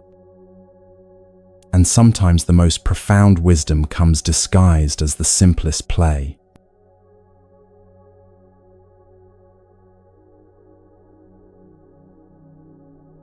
In ancient China, there lived a Zen master named Dongshan, who had a gift for pointing people toward truth in the most unexpected ways.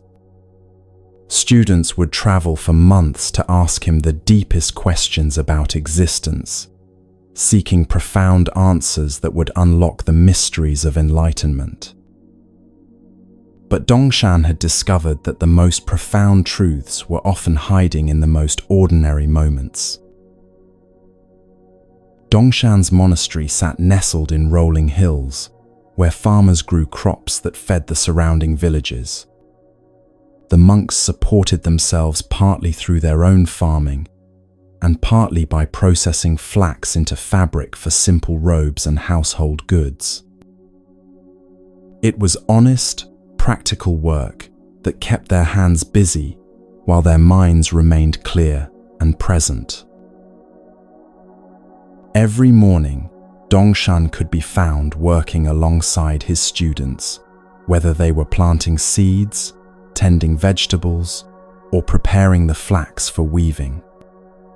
He moved through these tasks with the same gentle attention he brought to meditation, finding no difference between sacred practice and daily work.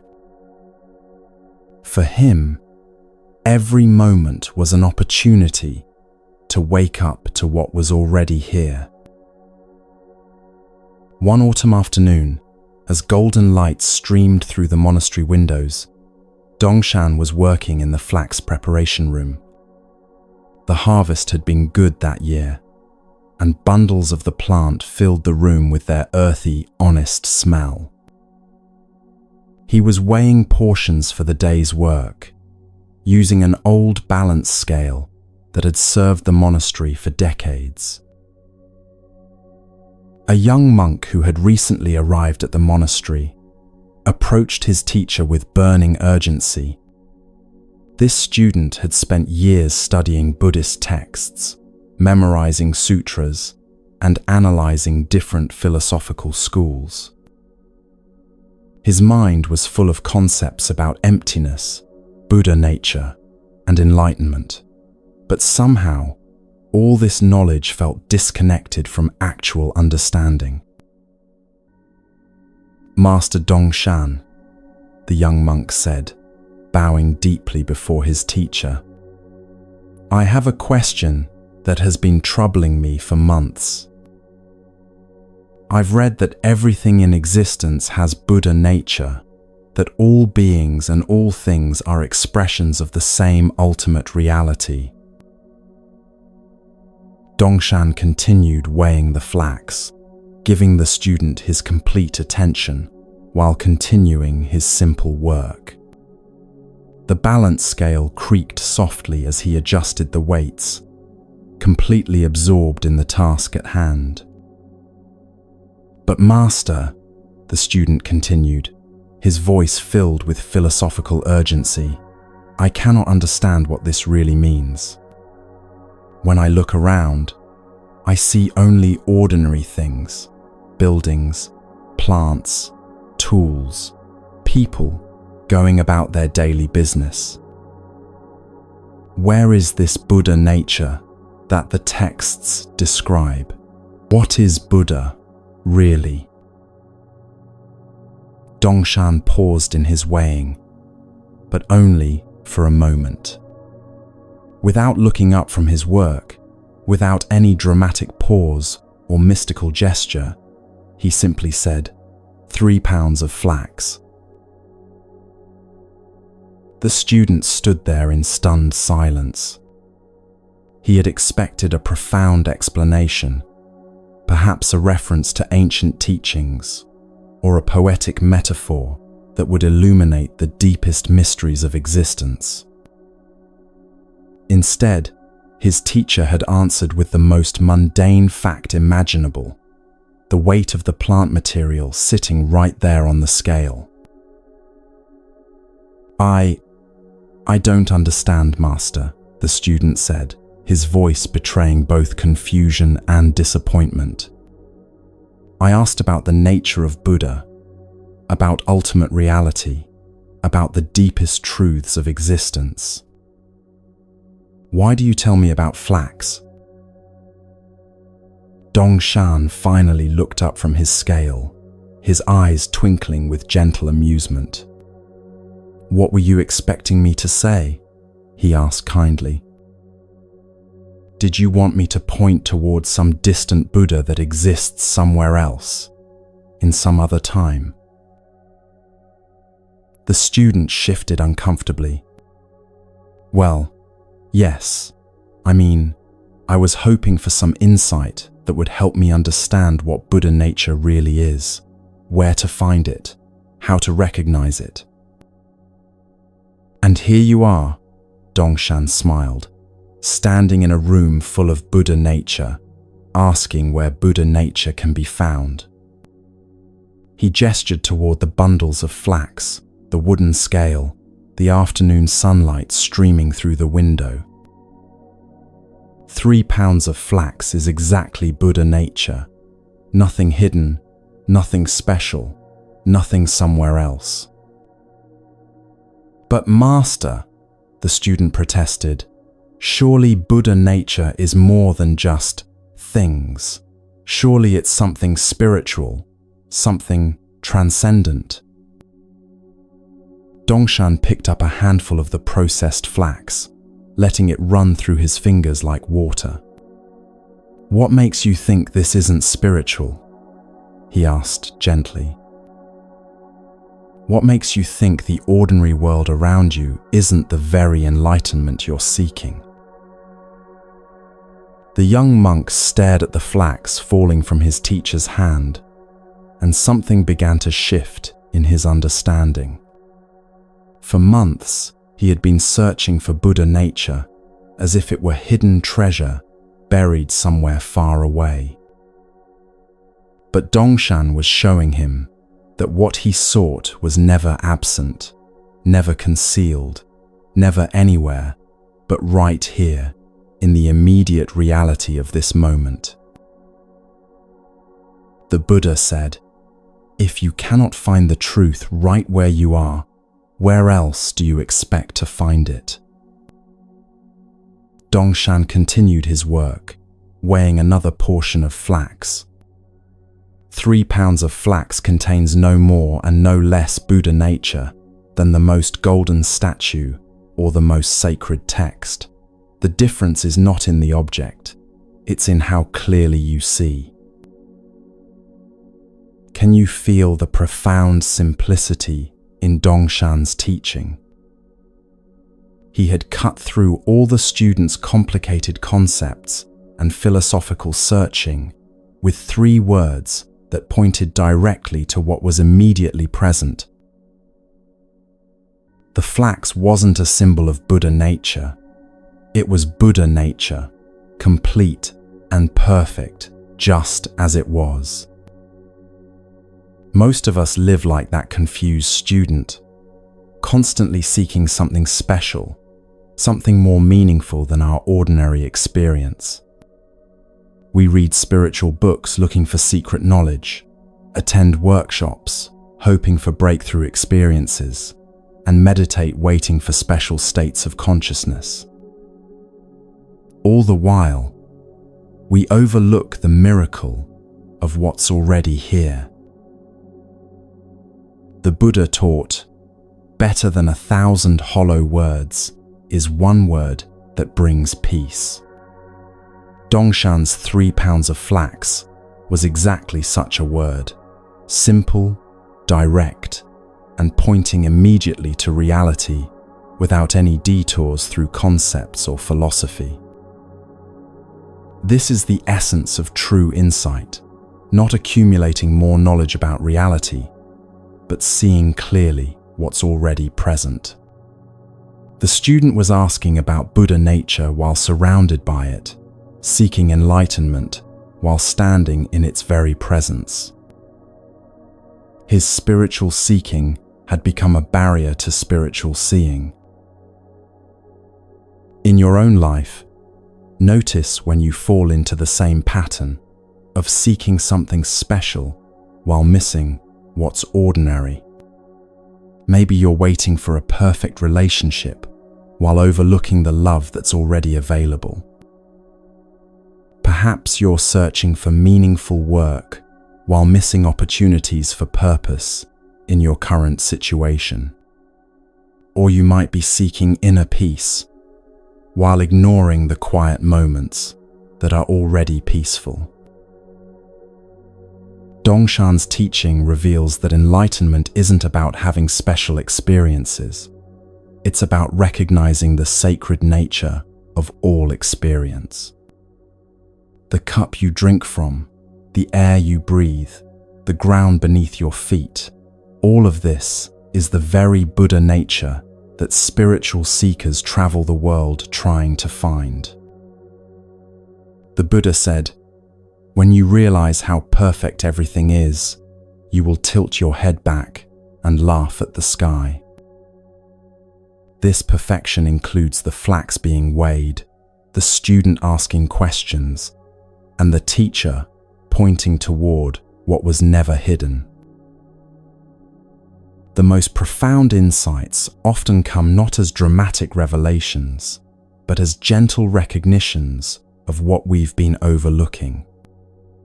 Like the student discovering that Buddha nature was never absent from ordinary flax, we can awaken to the sacred that permeates every moment of our supposedly mundane lives. Tonight, as you rest in this simple awareness, can you sense the 3 pounds of flax quality in your immediate experience? Can you feel how the breath moving through your body, the sensation of resting, the act of listening itself, are all expressions of the same presence you might be seeking somewhere else? Can you recognize that what you're looking for is what's already looking?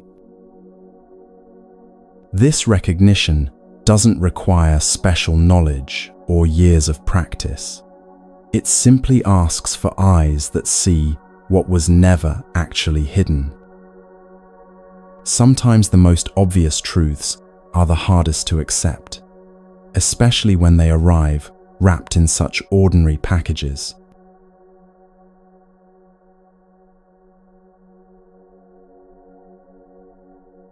Master Ikkyu had lived 91 years, with the same playful simplicity that had made him beloved throughout Japan. Even as his body grew frail and his hair turned white as winter snow, his eyes still sparkled with the mischievous joy of someone who had never lost touch with the wonder of being alive.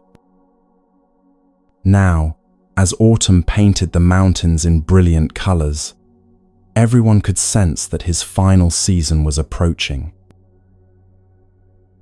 Ikkyu spent his last weeks, much as he had spent all the years before, writing poetry, tending his small garden, and welcoming visitors with the same warm presence that had drawn people to him for decades.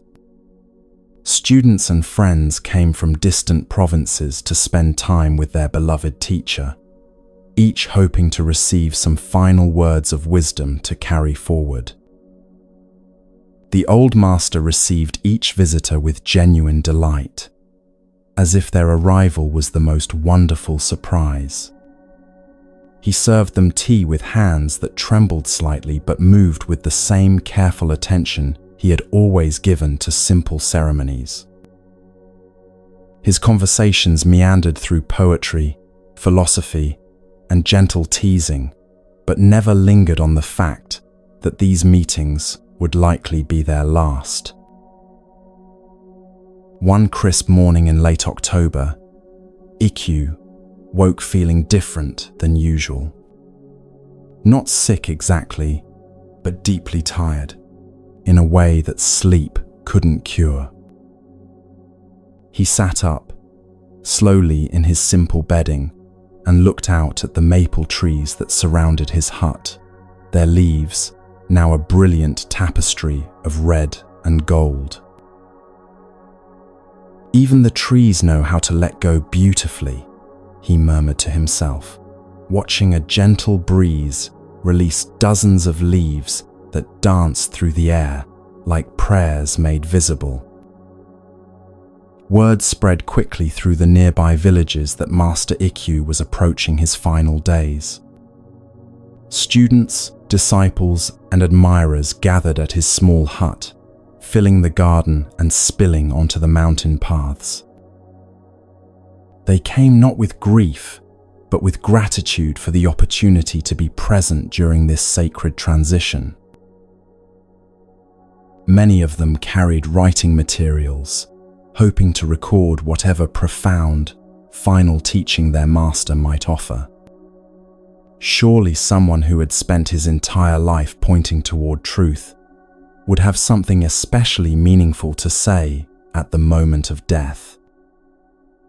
They expected poetry about the nature of existence, or perhaps a final koan that would guide their practice for years to come. For 3 days, Ikkyu received visitors with his usual gentle presence. He told stories, shared jokes, and offered simple observations about the changing weather. But he gave no dramatic speeches about life's meaning or death's significance. He seemed to be treating his approaching death with the same natural acceptance he had brought to everything else, like watching clouds drift across the sky. On the third evening, as the sun set behind the mountains and painted the autumn sky in soft purples and pinks, Ikkyu called his closest students to gather around his bedside. They came with brushes and ink, ready to capture whatever wisdom their teacher might offer in his final moments. "Master," one devoted student said softly, "would you honor us with a death poem, some final words to guide us after you're gone?" Ikkyu smiled at their earnest faces, seeing their love and their very human desire to hold on to something permanent in the midst of inevitable change. He understood their need for special words that might somehow make his passing feel less final, less complete. "Of course," he said gently, and gestured for someone to bring him brush and paper. The students held their breath as their teacher slowly dipped his brush in ink. This would be his final teaching, the culmination of 9 decades of wisdom, the last gift he would leave them. They watched his hand move across the paper with the same careful attention they might give to witnessing a miracle. When Ikkyu finished writing, he set down his brush and looked at his gathered students with eyes full of love. "There," he said simply. That says everything that needs to be said. The students eagerly looked at the paper, expecting to find profound verses about enlightenment, death, or the nature of existence. Instead, in Ikkyu's familiar, flowing handwriting, they read just 5 simple words. Blind donkey eating grass. The students stared at the paper in confusion. Surely there must be more, some hidden meaning they weren't grasping. One brave disciple finally asked, "Master, could you explain what this means? We don't understand." Ikkyu chuckled softly, the sound like water flowing over stones. "What's to understand?" he asked gently. A blind donkey eating grass is doing exactly what it does, completely and naturally, without any self-consciousness or spiritual pretension. It doesn't worry about enlightenment or wonder about its purpose. It simply eats grass because that's what donkeys do. He closed his eyes for a moment, then opened them again to look at each student with infinite tenderness. "I have lived my life like that donkey, doing what came naturally in each moment, without trying to be spiritual or profound. And now I will die the same way, simply and naturally, because that's what old bodies do." That night, as the moon rose full and bright over the autumn mountains, Master Ikkyu died peacefully in his sleep. His students found him the next morning, looking completely at rest, with the faintest smile still playing at the corners of his mouth. Can you feel the profound acceptance in Ikkyu's final teaching? His death poem contained no resistance to the natural order of things, no grasping for immortality, no attempt to make his passing seem more significant than the simple completion of a life fully lived. The Buddha taught, of all footprints, that of the elephant is supreme. Similarly, of all meditative themes, that on death is supreme. Ikkyu understood that contemplating impermanence isn't morbid. It's the key to appreciating life while we have it. Most of us live in denial of life's fundamental impermanence. We structure our days as if they will continue forever, make plans as if change won't touch them, and love as if loss were optional rather than inevitable. This denial creates a subtle tension that colors all our experiences with anxiety about holding on to what cannot be held. But Ikkyu had made friends with impermanence long before his death. He lived each day fully precisely because he knew it was temporary. He loved deeply because he understood that all relationships are brief meetings in the vast space of existence. He appreciated simple pleasures because he never took their availability for granted. His blind donkey represents this complete acceptance of our natural condition. Like that animal eating grass, we are all temporary expressions of life, doing exactly what we do, for exactly as long as we do it. There's no cosmic drama in this. It's simply the way things work. The students who gathered around Ikkyu wanted something special to cling to, some profound words that might ease their grief or provide comfort in his absence. But he gave them something better, permission to accept change as natural rather than tragic. His death poem was really a life poem, showing them how to embrace their own temporary nature with grace. The Buddha said, "Everything that has a beginning has an ending. Make your peace with that, and all will be well." Ikkyu's entire approach to dying demonstrated this peace. He didn't fight against his body's aging or rage against the unfairness of mortality. He simply let his life complete itself as naturally as leaves falling from trees. Think about your own relationship with change and endings. Do you resist the natural cycles of growth and completion in your life?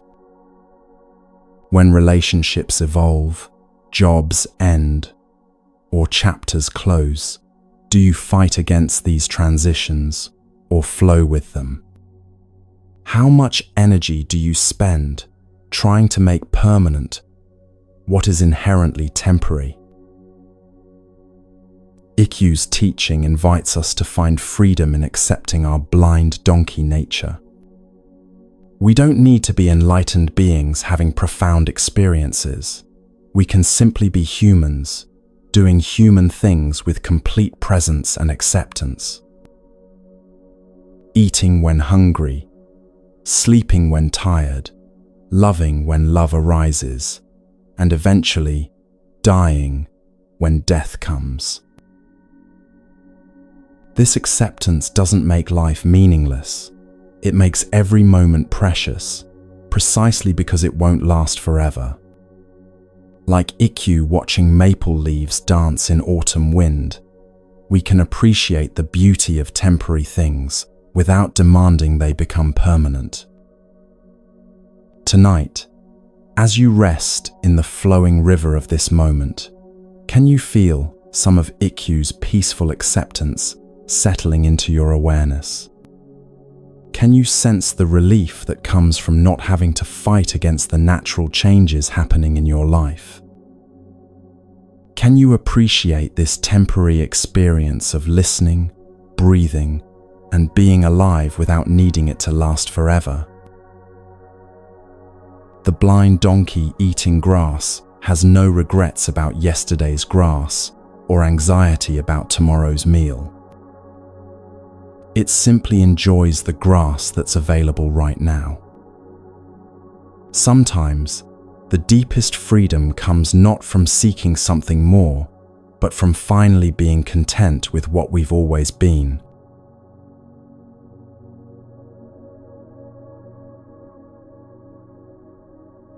There lived a Zen master named Huang Po, whose teaching was so direct and uncompromising that students often left his presence either completely awakened or completely confused. He had no patience for spiritual seeking that became another form of grasping, and he would often shock people by telling them that everything they were looking for was exactly what was preventing them from finding it. Huang Po's monastery attracted seekers from across the empire, all drawn by rumors of his profound wisdom and revolutionary approach to teaching. Unlike other masters who offered gradual practices and encouraging words, Huang Po had a reputation for cutting through years of spiritual effort with a single devastating insight. Many came hoping he would validate their practices. Most left having those same practices completely dismantled. One spring morning, a young monk arrived at Huang Po's gate after walking for 3 months across mountain ranges and through dangerous valleys. His feet were blistered, his robes were worn thin, and his face showed the intensity of someone who had dedicated his entire life to finding enlightenment. He carried with him letters of recommendation from famous teachers and a reputation as one of the most sincere spiritual seekers of his generation. This monk, whose name was Wei Shan, had spent 15 years studying with various masters. He had memorized countless sutras, mastered difficult meditation techniques, and undergone rigorous training in monasteries throughout China. Yet despite all his effort and devotion, he felt no closer to the liberation he sought than when he had first begun his spiritual journey. When Wei Shan was finally granted an audience with Huang Po, he prostrated himself before the master and presented his credentials with trembling hands. "Venerable teacher," he said, "I have come to you as my last hope. I have studied with the greatest masters, practiced the most advanced techniques, and devoted every moment of the past 15 years to finding Buddha nature. Yet I remain as lost and suffering as ever. Please, show me the way to enlightenment." Huang Po looked at this earnest young seeker for a long moment without speaking. His eyes seemed to see through all the layers of spiritual accomplishment and accumulated knowledge to something deeper. Finally, he asked a simple question: "Who is it that seeks enlightenment?" Wei Shan was prepared for this kind of inquiry. He had studied enough philosophy to know the correct answer. "Well, Master, ultimately there is no seeker and nothing to seek. The seeking mind itself is an illusion, and enlightenment is our original nature that was never lost." "Ah," Huang Po nodded, "you have studied well. Now tell me, if there is no seeker and nothing to seek, why have you walked 3 months to find me? If enlightenment is your original nature that was never lost, why are you still looking for it?" Wei Shan felt a familiar frustration rising in his chest. This was the same paradox that had plagued him for years. Intellectually, he understood that seeking was futile, but experientially, he still felt unenlightened. "Master," he said desperately, "I know these things in my mind, but I don't know them in my heart. I understand the concepts, but I haven't realized the truth they point to. How do I bridge this gap between knowing and being?" Huang Po suddenly stood up and began walking around the young monk in slow circles. "Tell me," he said, "right now, as you sit here talking to me, are you enlightened or unenlightened?" Wei Shan hesitated. I feel unenlightened, Master. That's why I've come to you for help." "And this feeling of being unenlightened," Huang Po continued, "where does it come from? Show me your unenlightenment. Point to it. Let me see this thing that troubles you so much." Wei Shan looked around, confused, then inward at his own experience. I can't point to it exactly. It's more like a sense of something missing, a feeling that I should be different than I am." "Ah," Huang Po clapped his hands sharply. "So your unenlightenment is just a thought that you should be different. Tell me, who is aware of this thought?" "I am," Wei Shan replied automatically. "And this I that is aware of thoughts about being unenlightened, is it enlightened or unenlightened?" Wei Shan paused, sensing he was being led somewhere important. I don't know how to answer that." "Of course you don't," Huang Po laughed heartily. "Because the awareness that knows thoughts, feelings, and experiences doesn't fit into categories like enlightened or unenlightened. It simply is. It's been here all along, perfectly aware, never disturbed by your seeking or your finding. Wei Shan felt something beginning to shift in his understanding, like ice starting to crack in spring sunshine. But Master, if this awareness is already perfect, why do I feel so much suffering? Why does life feel so difficult and incomplete? Huang Po sat back down and looked at Wei Shan with infinite compassion. The Buddha taught, life is suffering. The cause of suffering is attachment. The cessation of suffering is possible, and there is a path to this cessation. But tell me, who suffers? I do, Wei Shan said. Show me this I that suffers, Huang Po challenged gently. Is it your body? Your thoughts? Your feelings? Or is it the awareness that observes body, thoughts, and feelings? Wei Shan sat in silence, turning his attention inward with a quality of investigation he had never brought to his experience before. He noticed thoughts arising and passing away. He observed emotions flowing through his body like weather through sky. He felt sensations appearing and disappearing. But underneath all these changing experiences was something constant, the simple awareness that knew them all. The awareness itself doesn't suffer, Wei Shan said slowly, as if making a discovery. It just watches suffering happen. Exactly, Huang Po beamed. Your true nature, this aware presence that you actually are, has never been touched by suffering. Suffering belongs to the story you tell about yourself, not to what you actually are. You have been seeking to become what you have never stopped being. Wei Shan felt tears beginning to flow, but they weren't tears of sadness.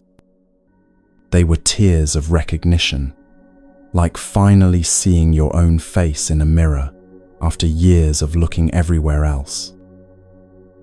But Master, he whispered, if this is true, why didn't anyone tell me this before? Why have I spent 15 years seeking what was never lost? They did tell you, Huang Po smiled. Every teacher, every sutra, every practice was pointing you back to this simple awareness. But you were so busy seeking that you couldn't hear what they were actually saying. Your very seeking was like a person looking everywhere for their glasses while wearing them. So what do I do now? Wei Shan asked. How do I practice with this understanding? Stop practicing, Huang Po laughed. Stop seeking. Stop trying to become enlightened. Just be the awareness you already are. Let thoughts come and go without making them into problems to solve. Let feelings arise and pass without trying to fix them. Simply rest as the aware presence that needs nothing, lacks nothing, and has never been disturbed by any experience.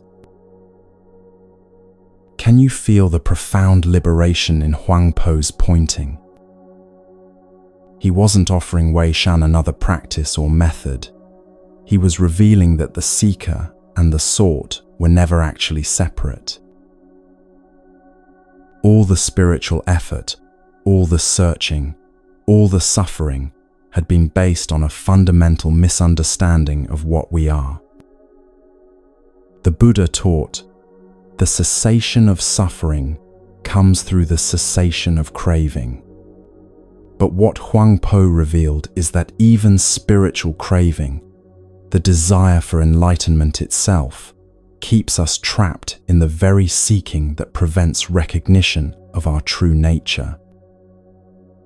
Most of us approach spirituality like Wei Shan, assuming we need to become something different than what we are. We meditate to achieve peace, study to gain wisdom, and practice to attain enlightenment. But all this effort can become another form of the same searching that created our sense of separation in the first place. What Huang Po understood is that awareness itself, the simple fact that you are conscious right now, is already what every spiritual tradition points toward. You don't need to purify it, improve it, or develop it.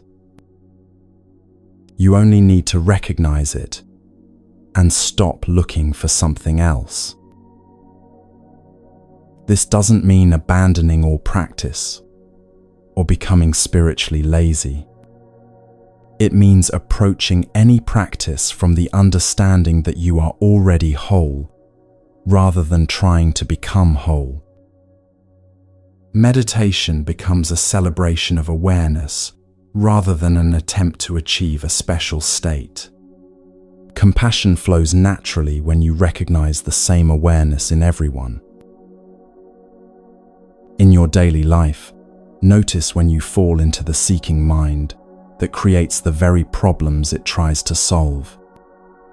Maybe you're searching for happiness in achievements, relationships, or experiences, while overlooking the contentment available in simple presence. Perhaps you're trying to fix or improve yourself when the awareness that notices what needs fixing is already perfect and untouched. The Buddha said, "You are perfect as you are, and you could use a little improvement." This apparent contradiction points to the same truth Huang Po revealed. Your essential nature is already complete, but the stories you tell about yourself can always be held more lightly. Tonight, as you rest in this moment, can you sense the aware presence that Huang Po was pointing toward? Can you feel how this awareness that's reading these words, breathing this breath, resting in this space, has never actually been disturbed by any of your life experiences? Can you recognize that what you've been seeking has been what's been doing the seeking all along? This recognition doesn't require years of practice or special circumstances. It only asks for the simplest shift in attention from what you think you are to what you actually are. And sometimes, this shift happens in the most unexpected places, through the most ordinary encounters.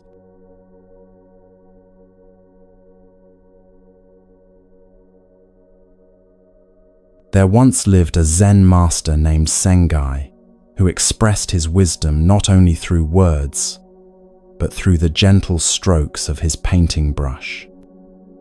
While other teachers relied on complex lectures or rigorous meditation practices, Sengai discovered that sometimes the deepest truths could be captured in a single, simple image that spoke directly to the heart. Sengai's small temple sat at the edge of a bustling market town where merchants, farmers, and travelers created a constant symphony of voices, cartwheels, and daily commerce. The sounds of haggling, children playing, and animals being herded flowed through his windows from dawn until dusk. Rather than seeking a quieter location for his practice, Sengai had chosen to remain in the midst of this beautiful chaos, finding in it the perfect environment for cultivating true peace. Every morning, visitors would find Sengai sitting calmly at his low wooden table, brush in hand, creating simple paintings that somehow contained more wisdom than entire libraries of philosophy. He painted sparrows with just a few graceful strokes, bamboo that swayed with invisible wind, and mountains that seemed to breathe with ancient stillness. People treasured these small works not for their artistic technique, but for the profound peace they seemed to radiate. One particularly chaotic morning, when the market noise had reached fever pitch and even the monks seemed distracted by the commotion outside, a wealthy merchant arrived, seeking Sengai's guidance. This man had built a successful trading empire, but found himself constantly agitated by the demands of business, the pressure of competition, and the endless stream of problems that required his attention. "Master Sengai," the merchant said, bowing respectfully despite his obvious stress, "I have heard that you have found a way to maintain peace, even in the midst of chaos. Please teach me this secret. My mind never stops racing, my heart never feels calm, and I cannot find rest, even in the quietest moments." Sengai listened to the merchant's words, while continuing to prepare his ink and arrange his brushes. Outside, a particularly loud argument had broken out between two vendors, their voices rising above the general din of the marketplace. Dogs were barking, children were shouting, and cartwheels were clattering over cobblestones in a cacophony that would challenge anyone's composure. "You want to learn about peace," Sengai said gently, not raising his voice despite the noise around them. "Tell me, where do you imagine this peace can be found?" The merchant gestured toward the windows where the market chaos was clearly audible. "Surely not here, master. Peace must be found in quiet places, away from all this disturbance.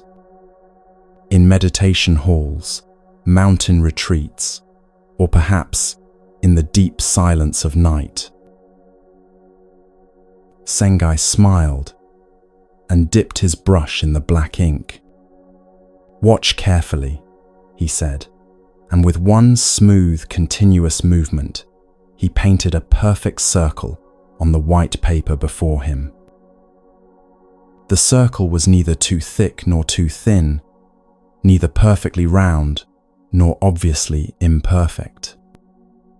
It seemed to emerge from the paper as naturally as the moon rises in the evening sky. As Sengai painted, something remarkable happened. Despite the continued noise from the market, despite the chaos swirling around them, a profound stillness seemed to emanate from the simple act of creation. The merchant found himself completely absorbed in watching the brush move, his agitation gradually dissolving into something approaching wonder. When the circle was complete, Sengai set down his brush and looked at his visitor with sparkling eyes. "There," he said simply. "Peace." The merchant stared at the circle, confused by its apparent simplicity. "Master, I don't understand." "It's just a circle. How can this show me peace when all around us is noise and chaos?" Sengai pointed to the painted circle. "Look more carefully. This circle contains everything and excludes nothing. The market noise is here. Your worries are here. The chaos of the world is here. But they are all held within this larger space of awareness that remains perfectly still." The merchant looked again, this time with deeper attention. Gradually, he began to understand that the circle wasn't separate from the noise around them. It somehow included it, while remaining undisturbed by it. You see, Sengai continued, most people think peace means the absence of disturbance. They try to escape noise, avoid problems, and control their environment to create perfect conditions. But true peace is like this circle, spacious enough to hold everything without being disturbed by anything.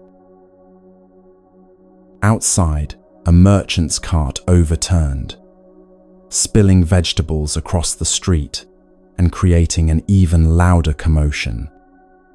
The merchant visitor instinctively tensed, but then looked back at Sengai's circle and noticed something extraordinary. The painted image seemed to remain completely unaffected by the external chaos, holding its perfect stillness, regardless of what happened around it. "But Master," the merchant asked, "how do I find this inner circle in my daily life? When problems arise and demands press upon me, how do I remember this peace?" Sengai picked up his brush again and added a small dot at the center of the circle. "This dot represents your awareness," he explained. "No matter what storms rage around the circumference of your experience, this center point remains still. You don't create this stillness. You simply remember. It's always been there."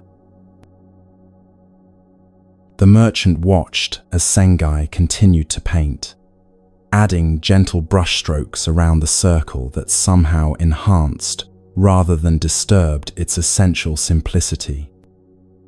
Even as market sounds continued to flow through the windows, he found himself settling into an unfamiliar tranquility.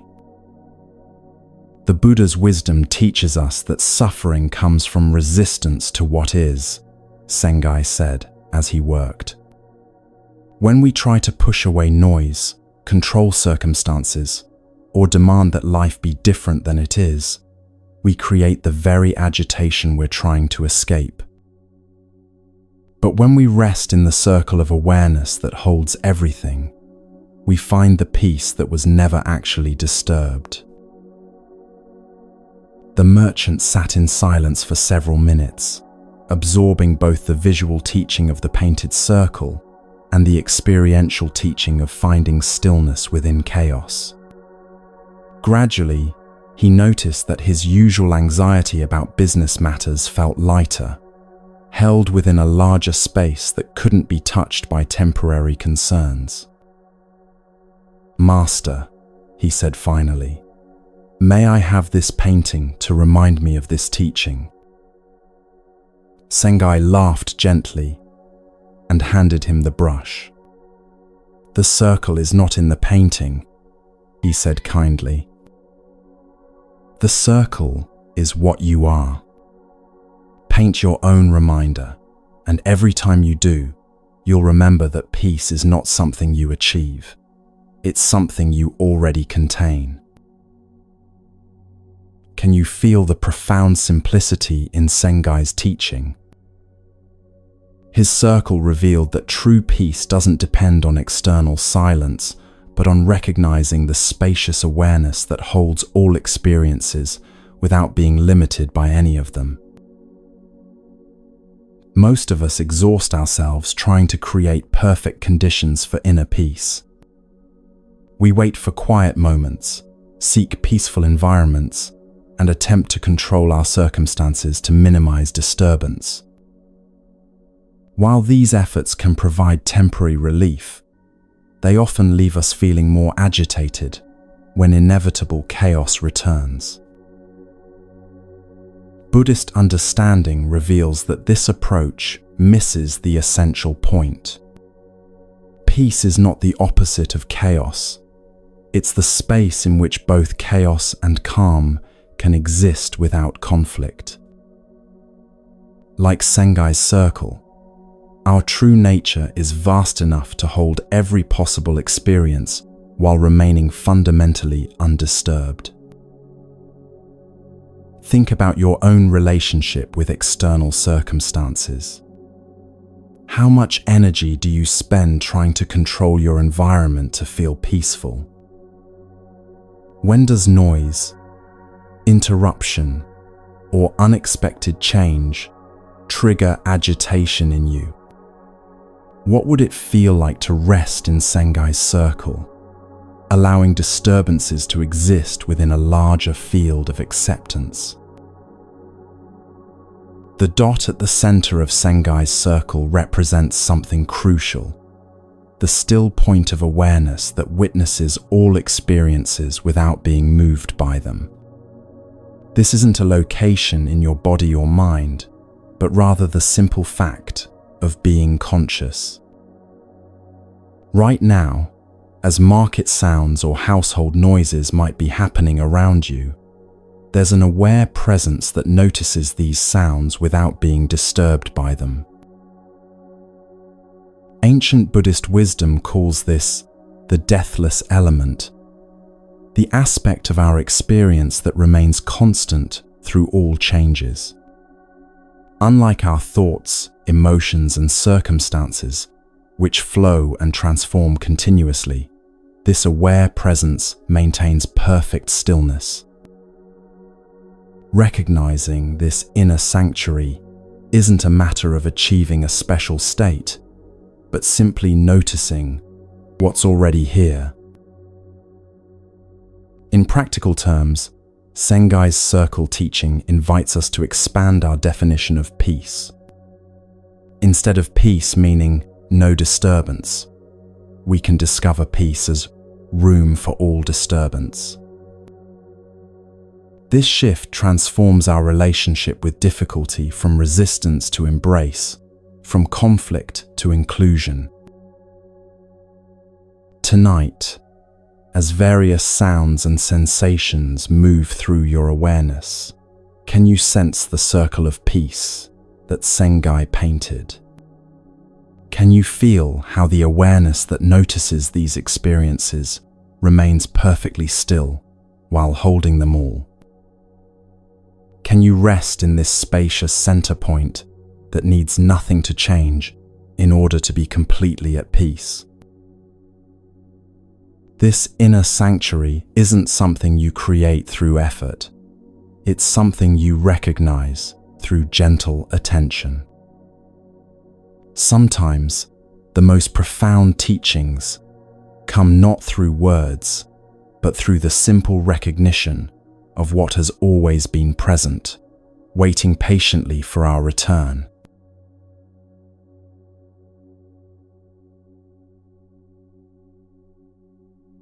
In 1960s California, a small Japanese Zen master named Suzuki Roshi began teaching meditation to Americans who had never encountered anything like the ancient practices he offered. These students came to him carrying the weight of Western achievement culture, convinced they needed to master meditation quickly and efficiently, just as they had learned to excel in school and business. But Suzuki Roshi would teach them something revolutionary, that their complete inexperience was actually their greatest spiritual asset. Suzuki Roshi's meditation hall in San Francisco attracted an unusual mix of people.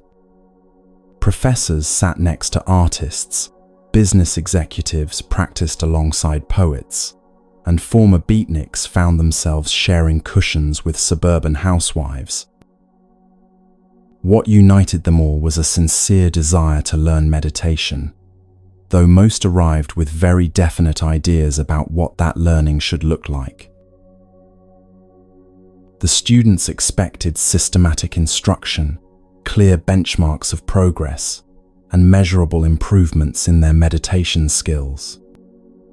They wanted to know if they were doing it right, how long it would take to reach enlightenment, and what advanced practices they could graduate to once they mastered the basics. Many had read books about Zen and came prepared to discuss philosophy and debate the finer points of Buddhist doctrine. But Suzuki Roshi's approach puzzled them completely. Instead of teaching complex techniques or offering advanced practices to accomplished students, he seemed most interested in those who knew absolutely nothing about meditation. He would spend extra time with complete beginners, while sometimes appearing almost indifferent to students who had been practicing for years. One evening, after several months of practice, a dedicated student named David approached Suzuki Roshi with growing frustration. David had been meditating faithfully every day, reading Zen texts, and applying himself with the same determination that had made him successful in his legal career. Yet he felt stuck, confused, and increasingly discouraged about his lack of dramatic progress. Roshi, David said, using the respectful Japanese term for teacher, I've been practicing meditation for 6 months now, and I don't feel like I'm getting anywhere. I sit every day, but my mind is still noisy. I get distracted constantly, and I don't experience any of the peace or insight I read about in the books. Maybe I'm just not cut out for this practice. Suzuki Roshi looked at David with eyes that sparkled with gentle amusement. Tell me, he said in his soft, accented English, when you first came here 6 months ago, how was your meditation? David thought back to his early experiences. Well, it was terrible, he admitted. I had no idea what I was doing. I couldn't sit still, my back hurt, and my mind was all over the place. I was completely clueless. Ah, Suzuki Roshi nodded approvingly. That sounds like very good meditation. David looked confused.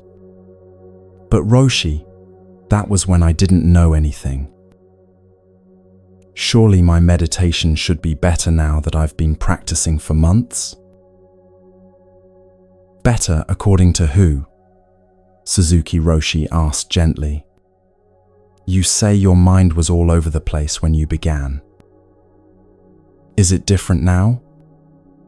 Well, no, David had to admit. If anything, I'm more aware of how scattered my thoughts are. Excellent. Suzuki Roshi clapped his hands together with delight. You have made wonderful progress. 6 months ago, you didn't even notice your scattered mind. Now, you are aware of it. This awareness is perfect meditation. David sat in silence, trying to understand what his teacher was pointing toward.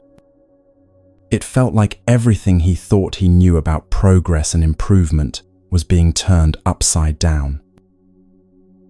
You see, Suzuki Roshi continued, you came here 6 months ago with perfect beginner's mind. You had no expectations, no ideas about how meditation should feel, no standards to measure yourself against. You just sat down and experienced whatever was there to experience. This is the most advanced practice possible. But I felt so lost and confused, David protested. Yes, Suzuki Roshi smiled even more broadly. Don't know mind is very important. When you know something, your mind is closed to new possibilities. When you don't know, your mind is open, like empty sky. Everything can appear in empty sky. He gestured toward the other students sitting in meditation around the hall. Look at those who have been practicing for many years. They have so many ideas about what good meditation should feel like. They compare today's sitting with yesterday's, judge their progress, and worry about whether they're doing it correctly. Their expert mind has become their biggest obstacle. David began to see what his teacher meant. In trying to become a good meditator, he had lost the fresh openness he'd brought to his first sessions. He had traded wonder for worry, curiosity for criteria. But Roshi, David asked, how do I get back to that beginner's mind? How do I unlearn what I think I know? Suzuki Roshi's eyes twinkled with mischief. Very easy, he said. Just sit down like you never sat before. Breathe like you never breathed before.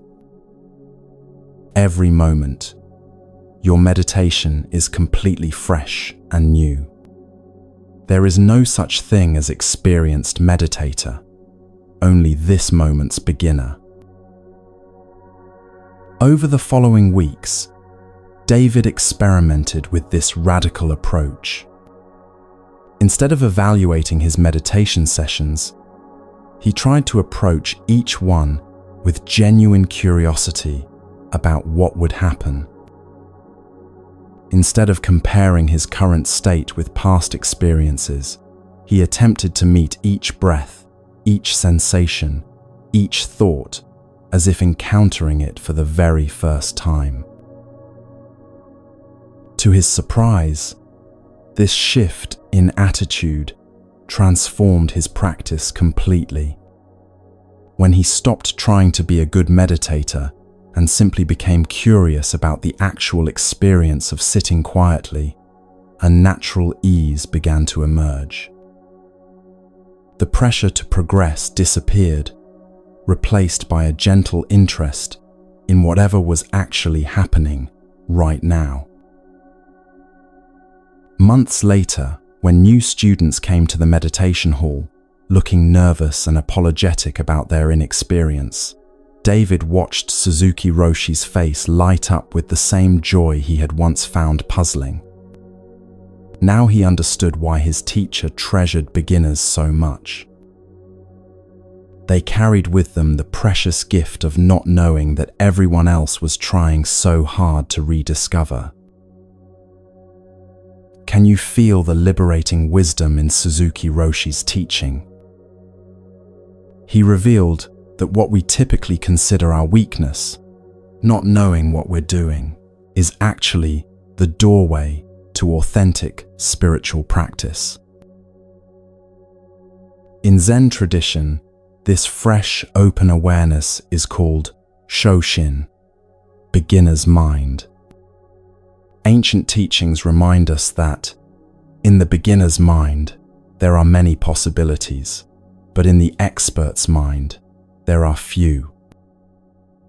Suzuki Roshi understood that the moment we think we know how meditation should go, we close ourselves off from the infinite possibilities available in each moment. This principle extends far beyond formal meditation practice. In every area of life, our accumulated knowledge and expertise can become barriers to fresh perception and genuine learning. We develop habitual ways of seeing, thinking, and responding that filter out the newness constantly available in ordinary experience. Think about activities you've been doing for years, perhaps driving, cooking, or conversations with close family members. How often do you approach these experiences with the same open curiosity you might bring to something completely unfamiliar? When did you last taste your morning coffee as if trying it for the first time? Or really listen to a loved one's voice as if hearing its unique qualities freshly. Beginner's mind doesn't require us to become ignorant or forget our skills and knowledge. Rather, it invites us to hold our expertise lightly, remaining open to discoveries that our preconceptions might otherwise prevent us from noticing. The experienced gardener, who can still marvel at each unique flower, the veteran teacher, who remains curious about every new student, these people have cultivated the art of expert beginner's mind. Buddhist wisdom reveals that this fresh perspective is always available because each moment truly is unprecedented. This breath you're taking right now has never happened before and will never happen again. The specific quality of awareness you're experiencing as you listen to these words is completely unique in the history of the universe. When we recognize this fundamental newness of each moment, beginner's mind becomes not just a spiritual practice, but a recognition of reality itself. Ancient teachers understood that enlightenment is not a destination we reach through accumulated wisdom, but a way of seeing that's available whenever we drop our preconceptions about what we already know. Tonight, as you rest in this moment of listening, can you feel some of that beginner's mind that Suzuki Roshi treasured so much?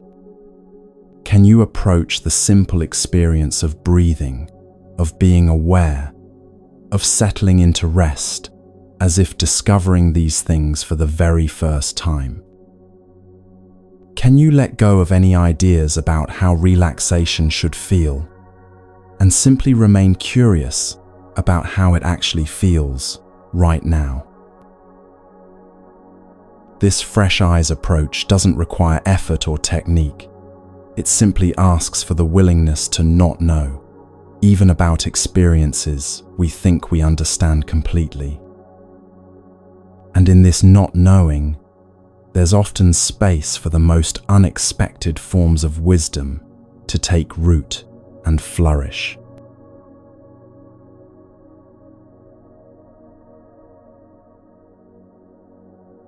There lived a young Japanese monk named Dogen, who had traveled all the way to China in search of true enlightenment.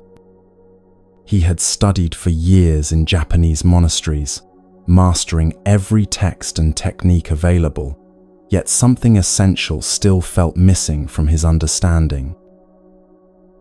Determined to find what he sought, he made the dangerous journey across the sea to study with the legendary Chinese Zen masters, who were said to possess the deepest wisdom. Dogen arrived at Tiantong Monastery with high hopes and burning questions. He had heard that Chinese Zen was more direct and profound than anything he had encountered in Japan, and he threw himself into the rigorous training with complete dedication.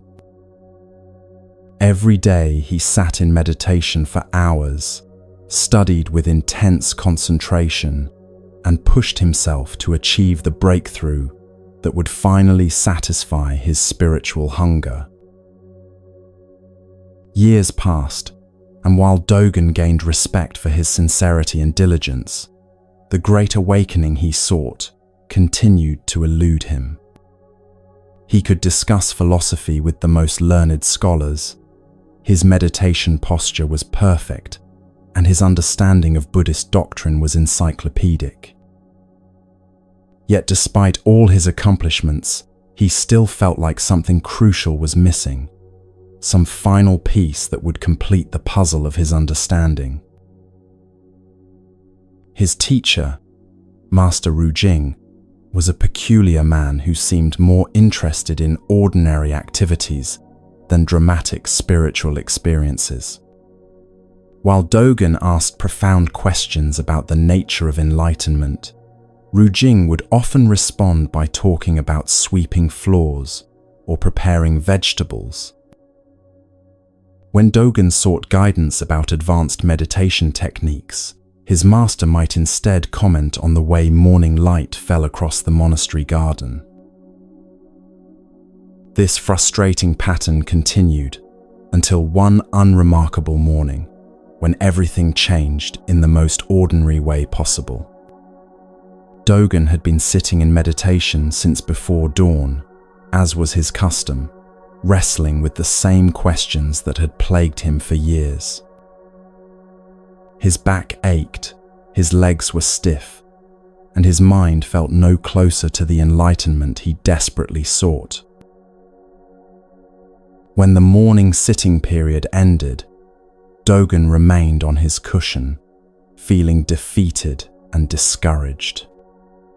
Other monks filed out to begin their daily work, but he sat there, staring at the floor, wondering if he would ever understand what all the teachings were pointing toward.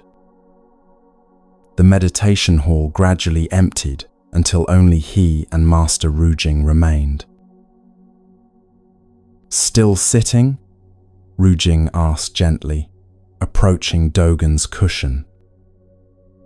"Master," Dogen said without looking up, "I've been practicing for so many years, studying so intensely, sitting so many hours, but I still don't feel enlightened. I still don't understand what the Buddha realized under the Bodhi tree. What am I missing? What more do I need to do?" Rujing sat down quietly beside his student. "Tell me," he said conversationally, "what did you accomplish during your meditation this morning?" Dogen finally looked up, his face showing the strain of years of spiritual striving. "Nothing," he said with obvious disappointment. "I just sat there. My mind wandered, my body was uncomfortable, and I didn't have any insights or special experiences. I feel like I've wasted another morning." "Ah," Rujing nodded, with what appeared to be satisfaction. "So you just sat. Tell me, while you were just sitting, what happened to your eyes?" Dogen touched his face reflexively, confused by the strange question. "My eyes? Nothing happened to them. They remained horizontal, I suppose." "And your nose?" Rujing continued with the same matter-of-fact tone. "My nose?" Dogen felt even more puzzled. It stayed vertical, as always. "Excellent." Rujing clapped his hands together with genuine delight. "You have thoroughly learned that eyes are horizontal and nose is vertical. This is the most profound accomplishment possible." Dogen stared at his teacher, certain the old man was making fun of him. "Master, I don't understand what you mean. Everyone knows that eyes are horizontal and noses are vertical. That's just ordinary reality. How can this be enlightenment?" "Exactly," Rujing's eyes sparkled with joy. "Ordinary reality is enlightenment. You have been looking everywhere for something special, something extraordinary, something different from what you already are. But what you seek is this very ordinariness that you keep dismissing as insufficient." Something began to shift in Dogen's understanding, like clouds slowly parting to reveal sky that had always been there. "But Master, if this ordinary sitting is already enlightenment, why do we practice at all? Why all the effort and study?" "We practice," Rujing said gently, "not to become enlightened, but to express the enlightenment that is already our true nature. When you sit, you are not trying to achieve Buddhahood. You are already expressing Buddhahood. Your eyes being horizontal and your nose being vertical is Buddha sitting as you.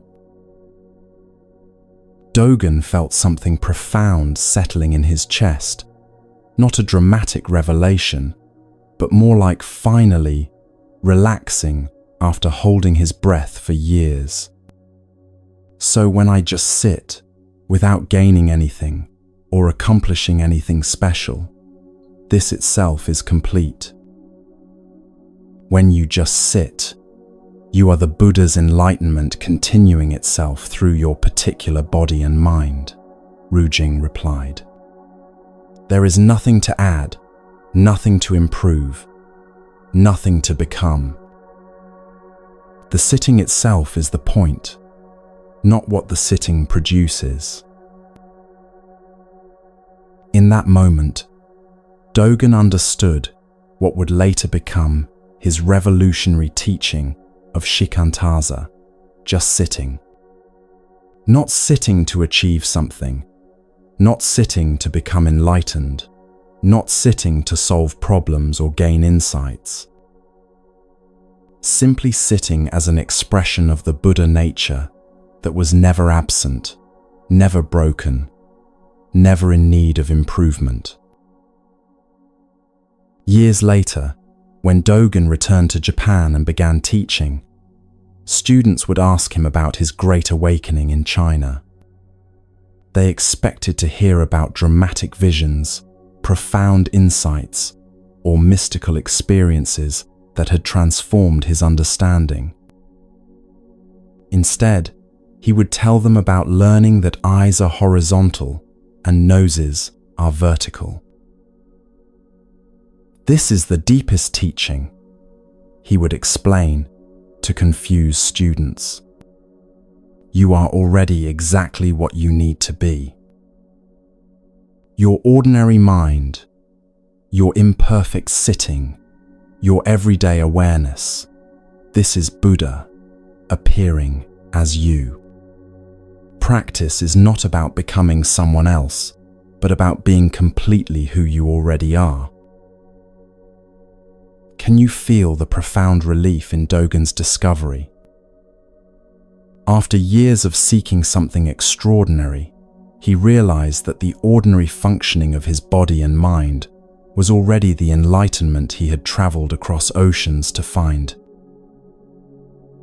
Most of us approach spiritual practice like Dogen initially did, as a project of self-improvement, designed to transform us into something better than what we currently are.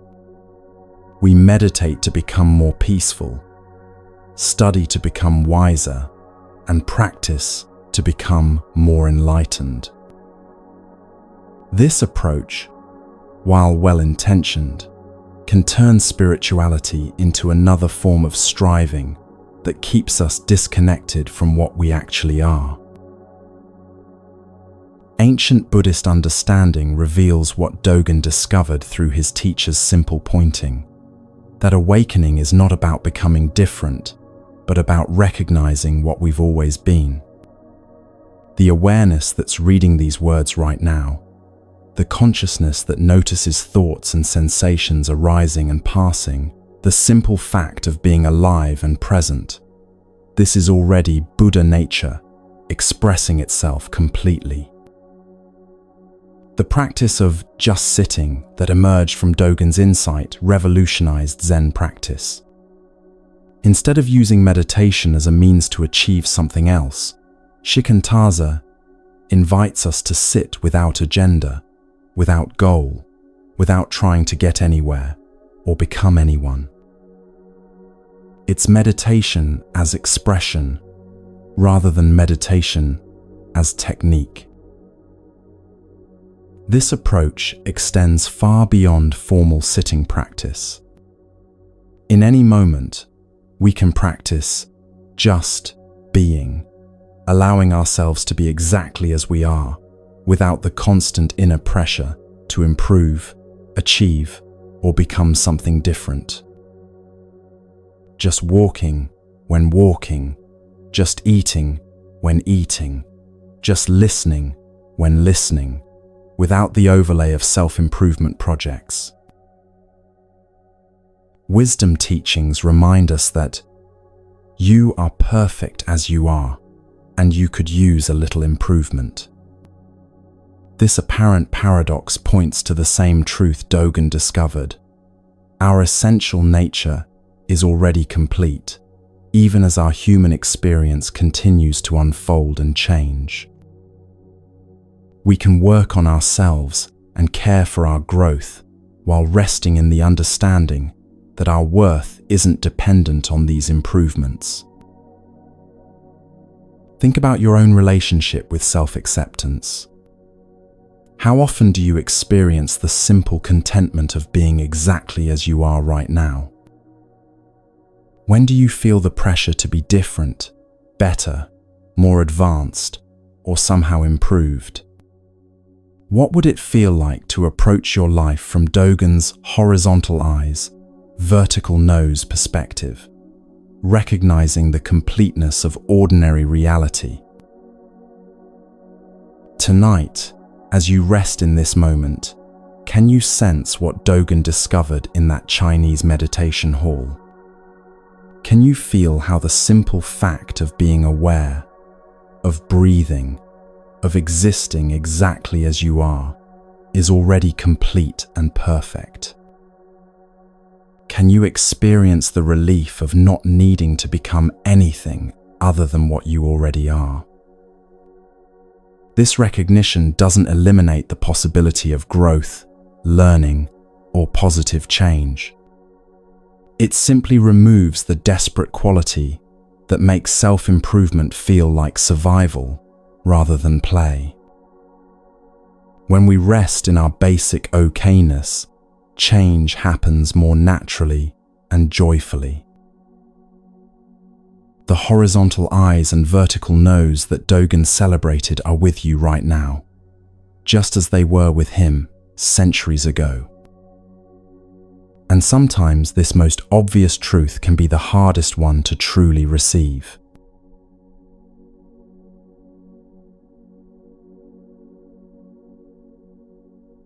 In ancient China, there lived a Zen master named Baso, whose understanding of balance was so profound that people came from distant provinces, not just to hear his teachings, but to watch how he moved through the world with perfect equilibrium. Everything he did seemed to embody a mysterious harmony between effort and ease, between caring deeply and holding lightly. Students often wondered how he had developed such natural grace in all his actions. Baso had not always possessed this quality of effortless balance. As a young monk, he had swung wildly between extremes, sometimes practicing with such fierce intensity that he exhausted himself completely, other times becoming so relaxed that his practice lost all focus and direction. It was through learning the ancient art of archery that he finally discovered what would become his most important teaching. The master who taught Baso archery was an old man who had spent 60 years perfecting not just his aim, but his understanding of how force and gentleness could work together in perfect harmony. This teacher, Master Wu, had watched countless students struggle with the same fundamental mistake. They approached archery as if it required choosing between power and delicacy, when the true art lay in discovering how these apparent opposites could become one seamless action. On Baso's first day of archery training, Master Wu handed him a simple wooden bow and a single arrow. "Before you worry about hitting any target," the old master said, "you must learn the most important lesson the bow can teach. Watch carefully." Master Wu took his own bow and drew it slowly, his weathered hands moving with the fluid precision of someone who had repeated this motion thousands of times. As he pulled the string back, Baso could see every muscle in the old man's body engaged with focused intention. The effort was complete, total, holding nothing back. But then, at the moment of release, something extraordinary happened. Master Wu's grip on the string simply opened, without any force or pushing, as if his fingers had become like flower petals naturally opening in sunlight. The arrow flew with perfect trajectory toward a distant target, striking the center with a soft thud that seemed to arise from the silence itself. "Did you see?" Master Wu asked, lowering his bow. Baso nodded, though he wasn't sure what exactly he was supposed to have noticed. "Your aim was perfect, Master." "Forget the target," Wu replied gently. "What did you observe about the relationship between drawing and releasing?" Baso thought carefully before answering. "You drew the bow with complete effort, but you released the string without any effort at all." "Exactly." Wu's eyes lit up with approval. "Complete effort, complete letting go. If you draw the bow weakly, the arrow has no power. If you release with force, you disturb the arrow's natural flight.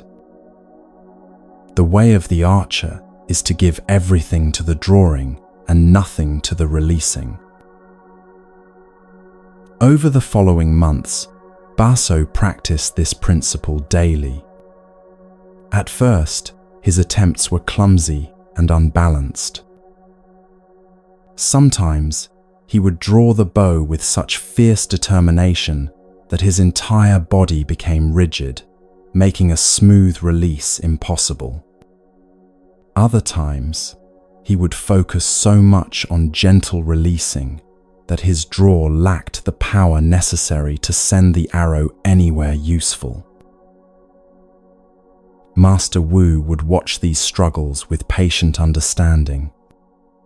"You are trying to be either strong or gentle," he would observe. "The middle way of archery requires you to be both strong and gentle simultaneously. This is not a compromise between two extremes. It is a third way that transcends the apparent contradiction." Gradually, through countless hours of practice, Baso began to understand what his teacher meant. The middle way wasn't about finding some lukewarm position between hot and cold, but about discovering how opposites could dance together in perfect harmony. He learned to draw his bow with the focused intensity of a mountain, while keeping his mind as open and flowing as a river. One autumn morning, after nearly a year of training, something shifted in Baso's practice. As he drew his bow, he felt his entire being gathering into focused intention, yet without any sense of strain or forcing. When the moment came to release, his fingers opened like gates responding to flowing water, and the arrow seemed to release itself. The arrow struck the center of the target, but Baso barely noticed. What captured his attention was the profound sense of balance he had just experienced, the feeling of acting with complete commitment while remaining completely free. In that moment, he understood that he had learned something far more valuable than archery. "Master Wu," Baso said, setting down his bow with new reverence, "this teaching isn't really about archery, is it?" The old master smiled with the satisfaction of someone whose student had finally grasped the essential point. "Tell me what you've discovered." "This is how to live," Basso said slowly, as the implications continued to unfold in his understanding. "We can engage completely with life while holding our outcomes lightly. We can care deeply without becoming attached to results. We can give our full effort while trusting the natural flow of things." "Yes," Wu nodded. "And what happens when people try to live at the extremes instead of finding this middle way?" Basso reflected on his own past struggles and those he had observed in fellow monks. When we put forth no effort, nothing meaningful happens. When we force outcomes, we create suffering and resistance. But when we combine complete effort with complete letting go, action becomes effortless and effective. Years later, when Basso became a teacher himself, students would often ask him about the secret of his remarkable balance in all situations.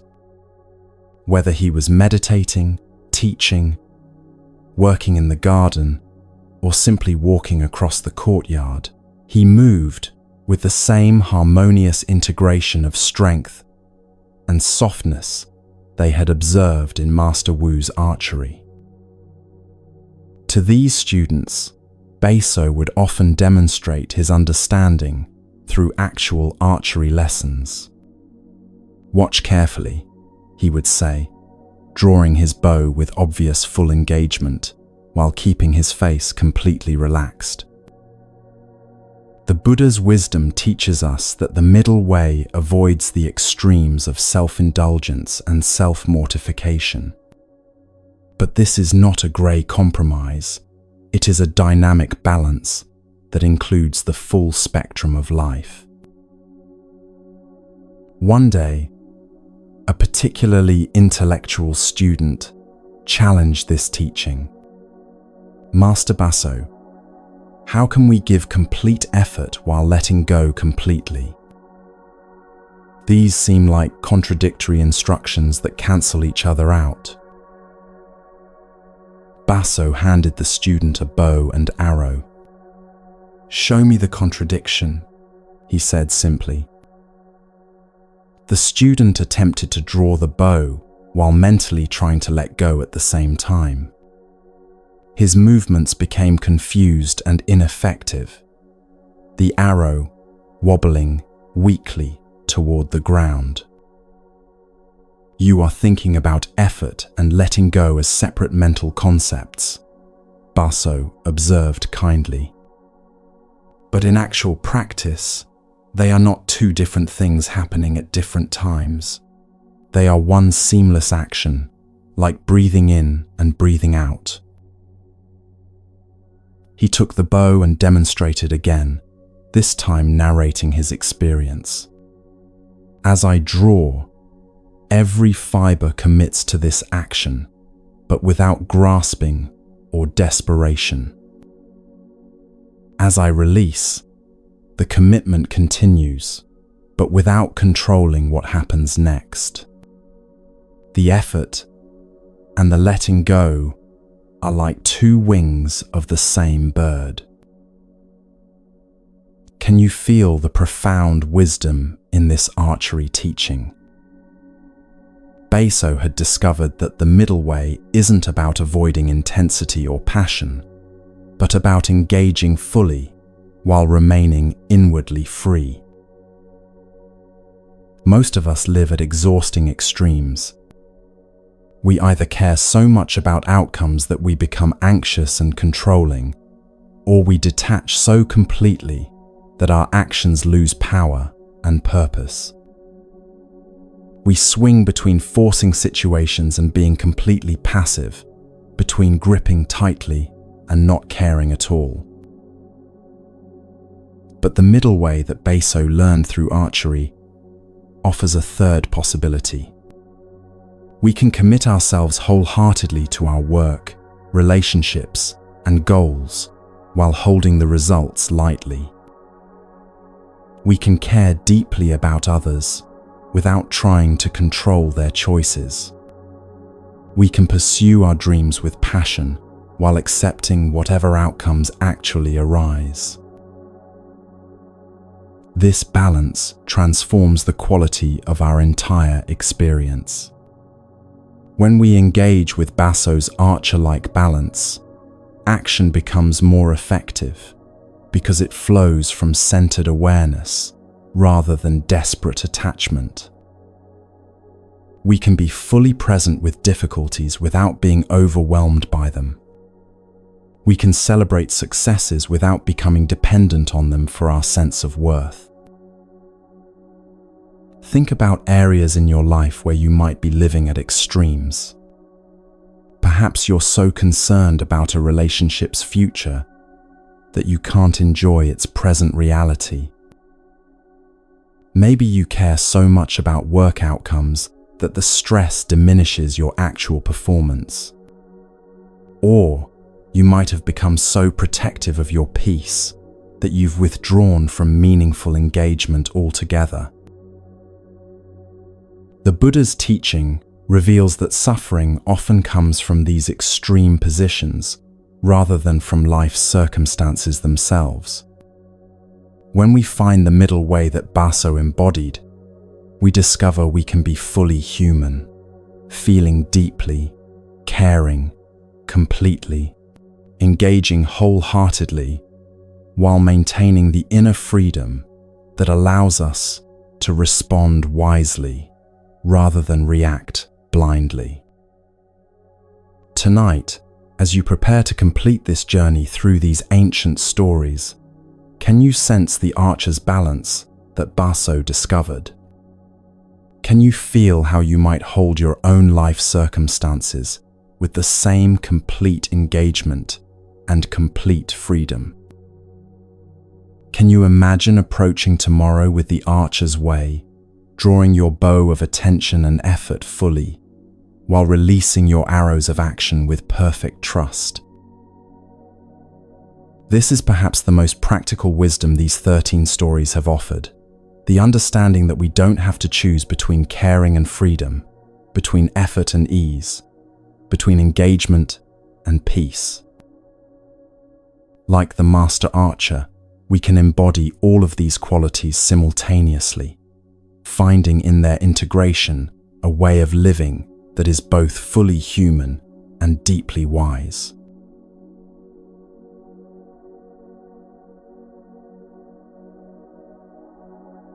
As we draw our time together to a close, let us reflect on the journey we've taken through these ancient stories of wisdom. 13 gentle teachings have unfolded like flowers opening in morning sunlight, each offering its own gift for the peaceful heart. We walked with Dogen as his manuscripts scattered on mountain winds, learning that true treasures live not in what we create, but in who we are. Bankei showed us how to remain centered when storms arise, finding peace not in the absence of chaos, but in awareness that stays undisturbed. Sagan taught us, we don't have to burn just because life brings fire. Patient Joshu reminded us that wisdom ripens in its own season.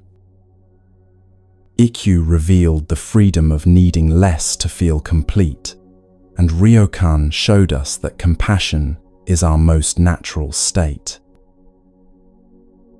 Through Dongshan's 3 pounds of flax, we discovered the sacred hiding in ordinary moments.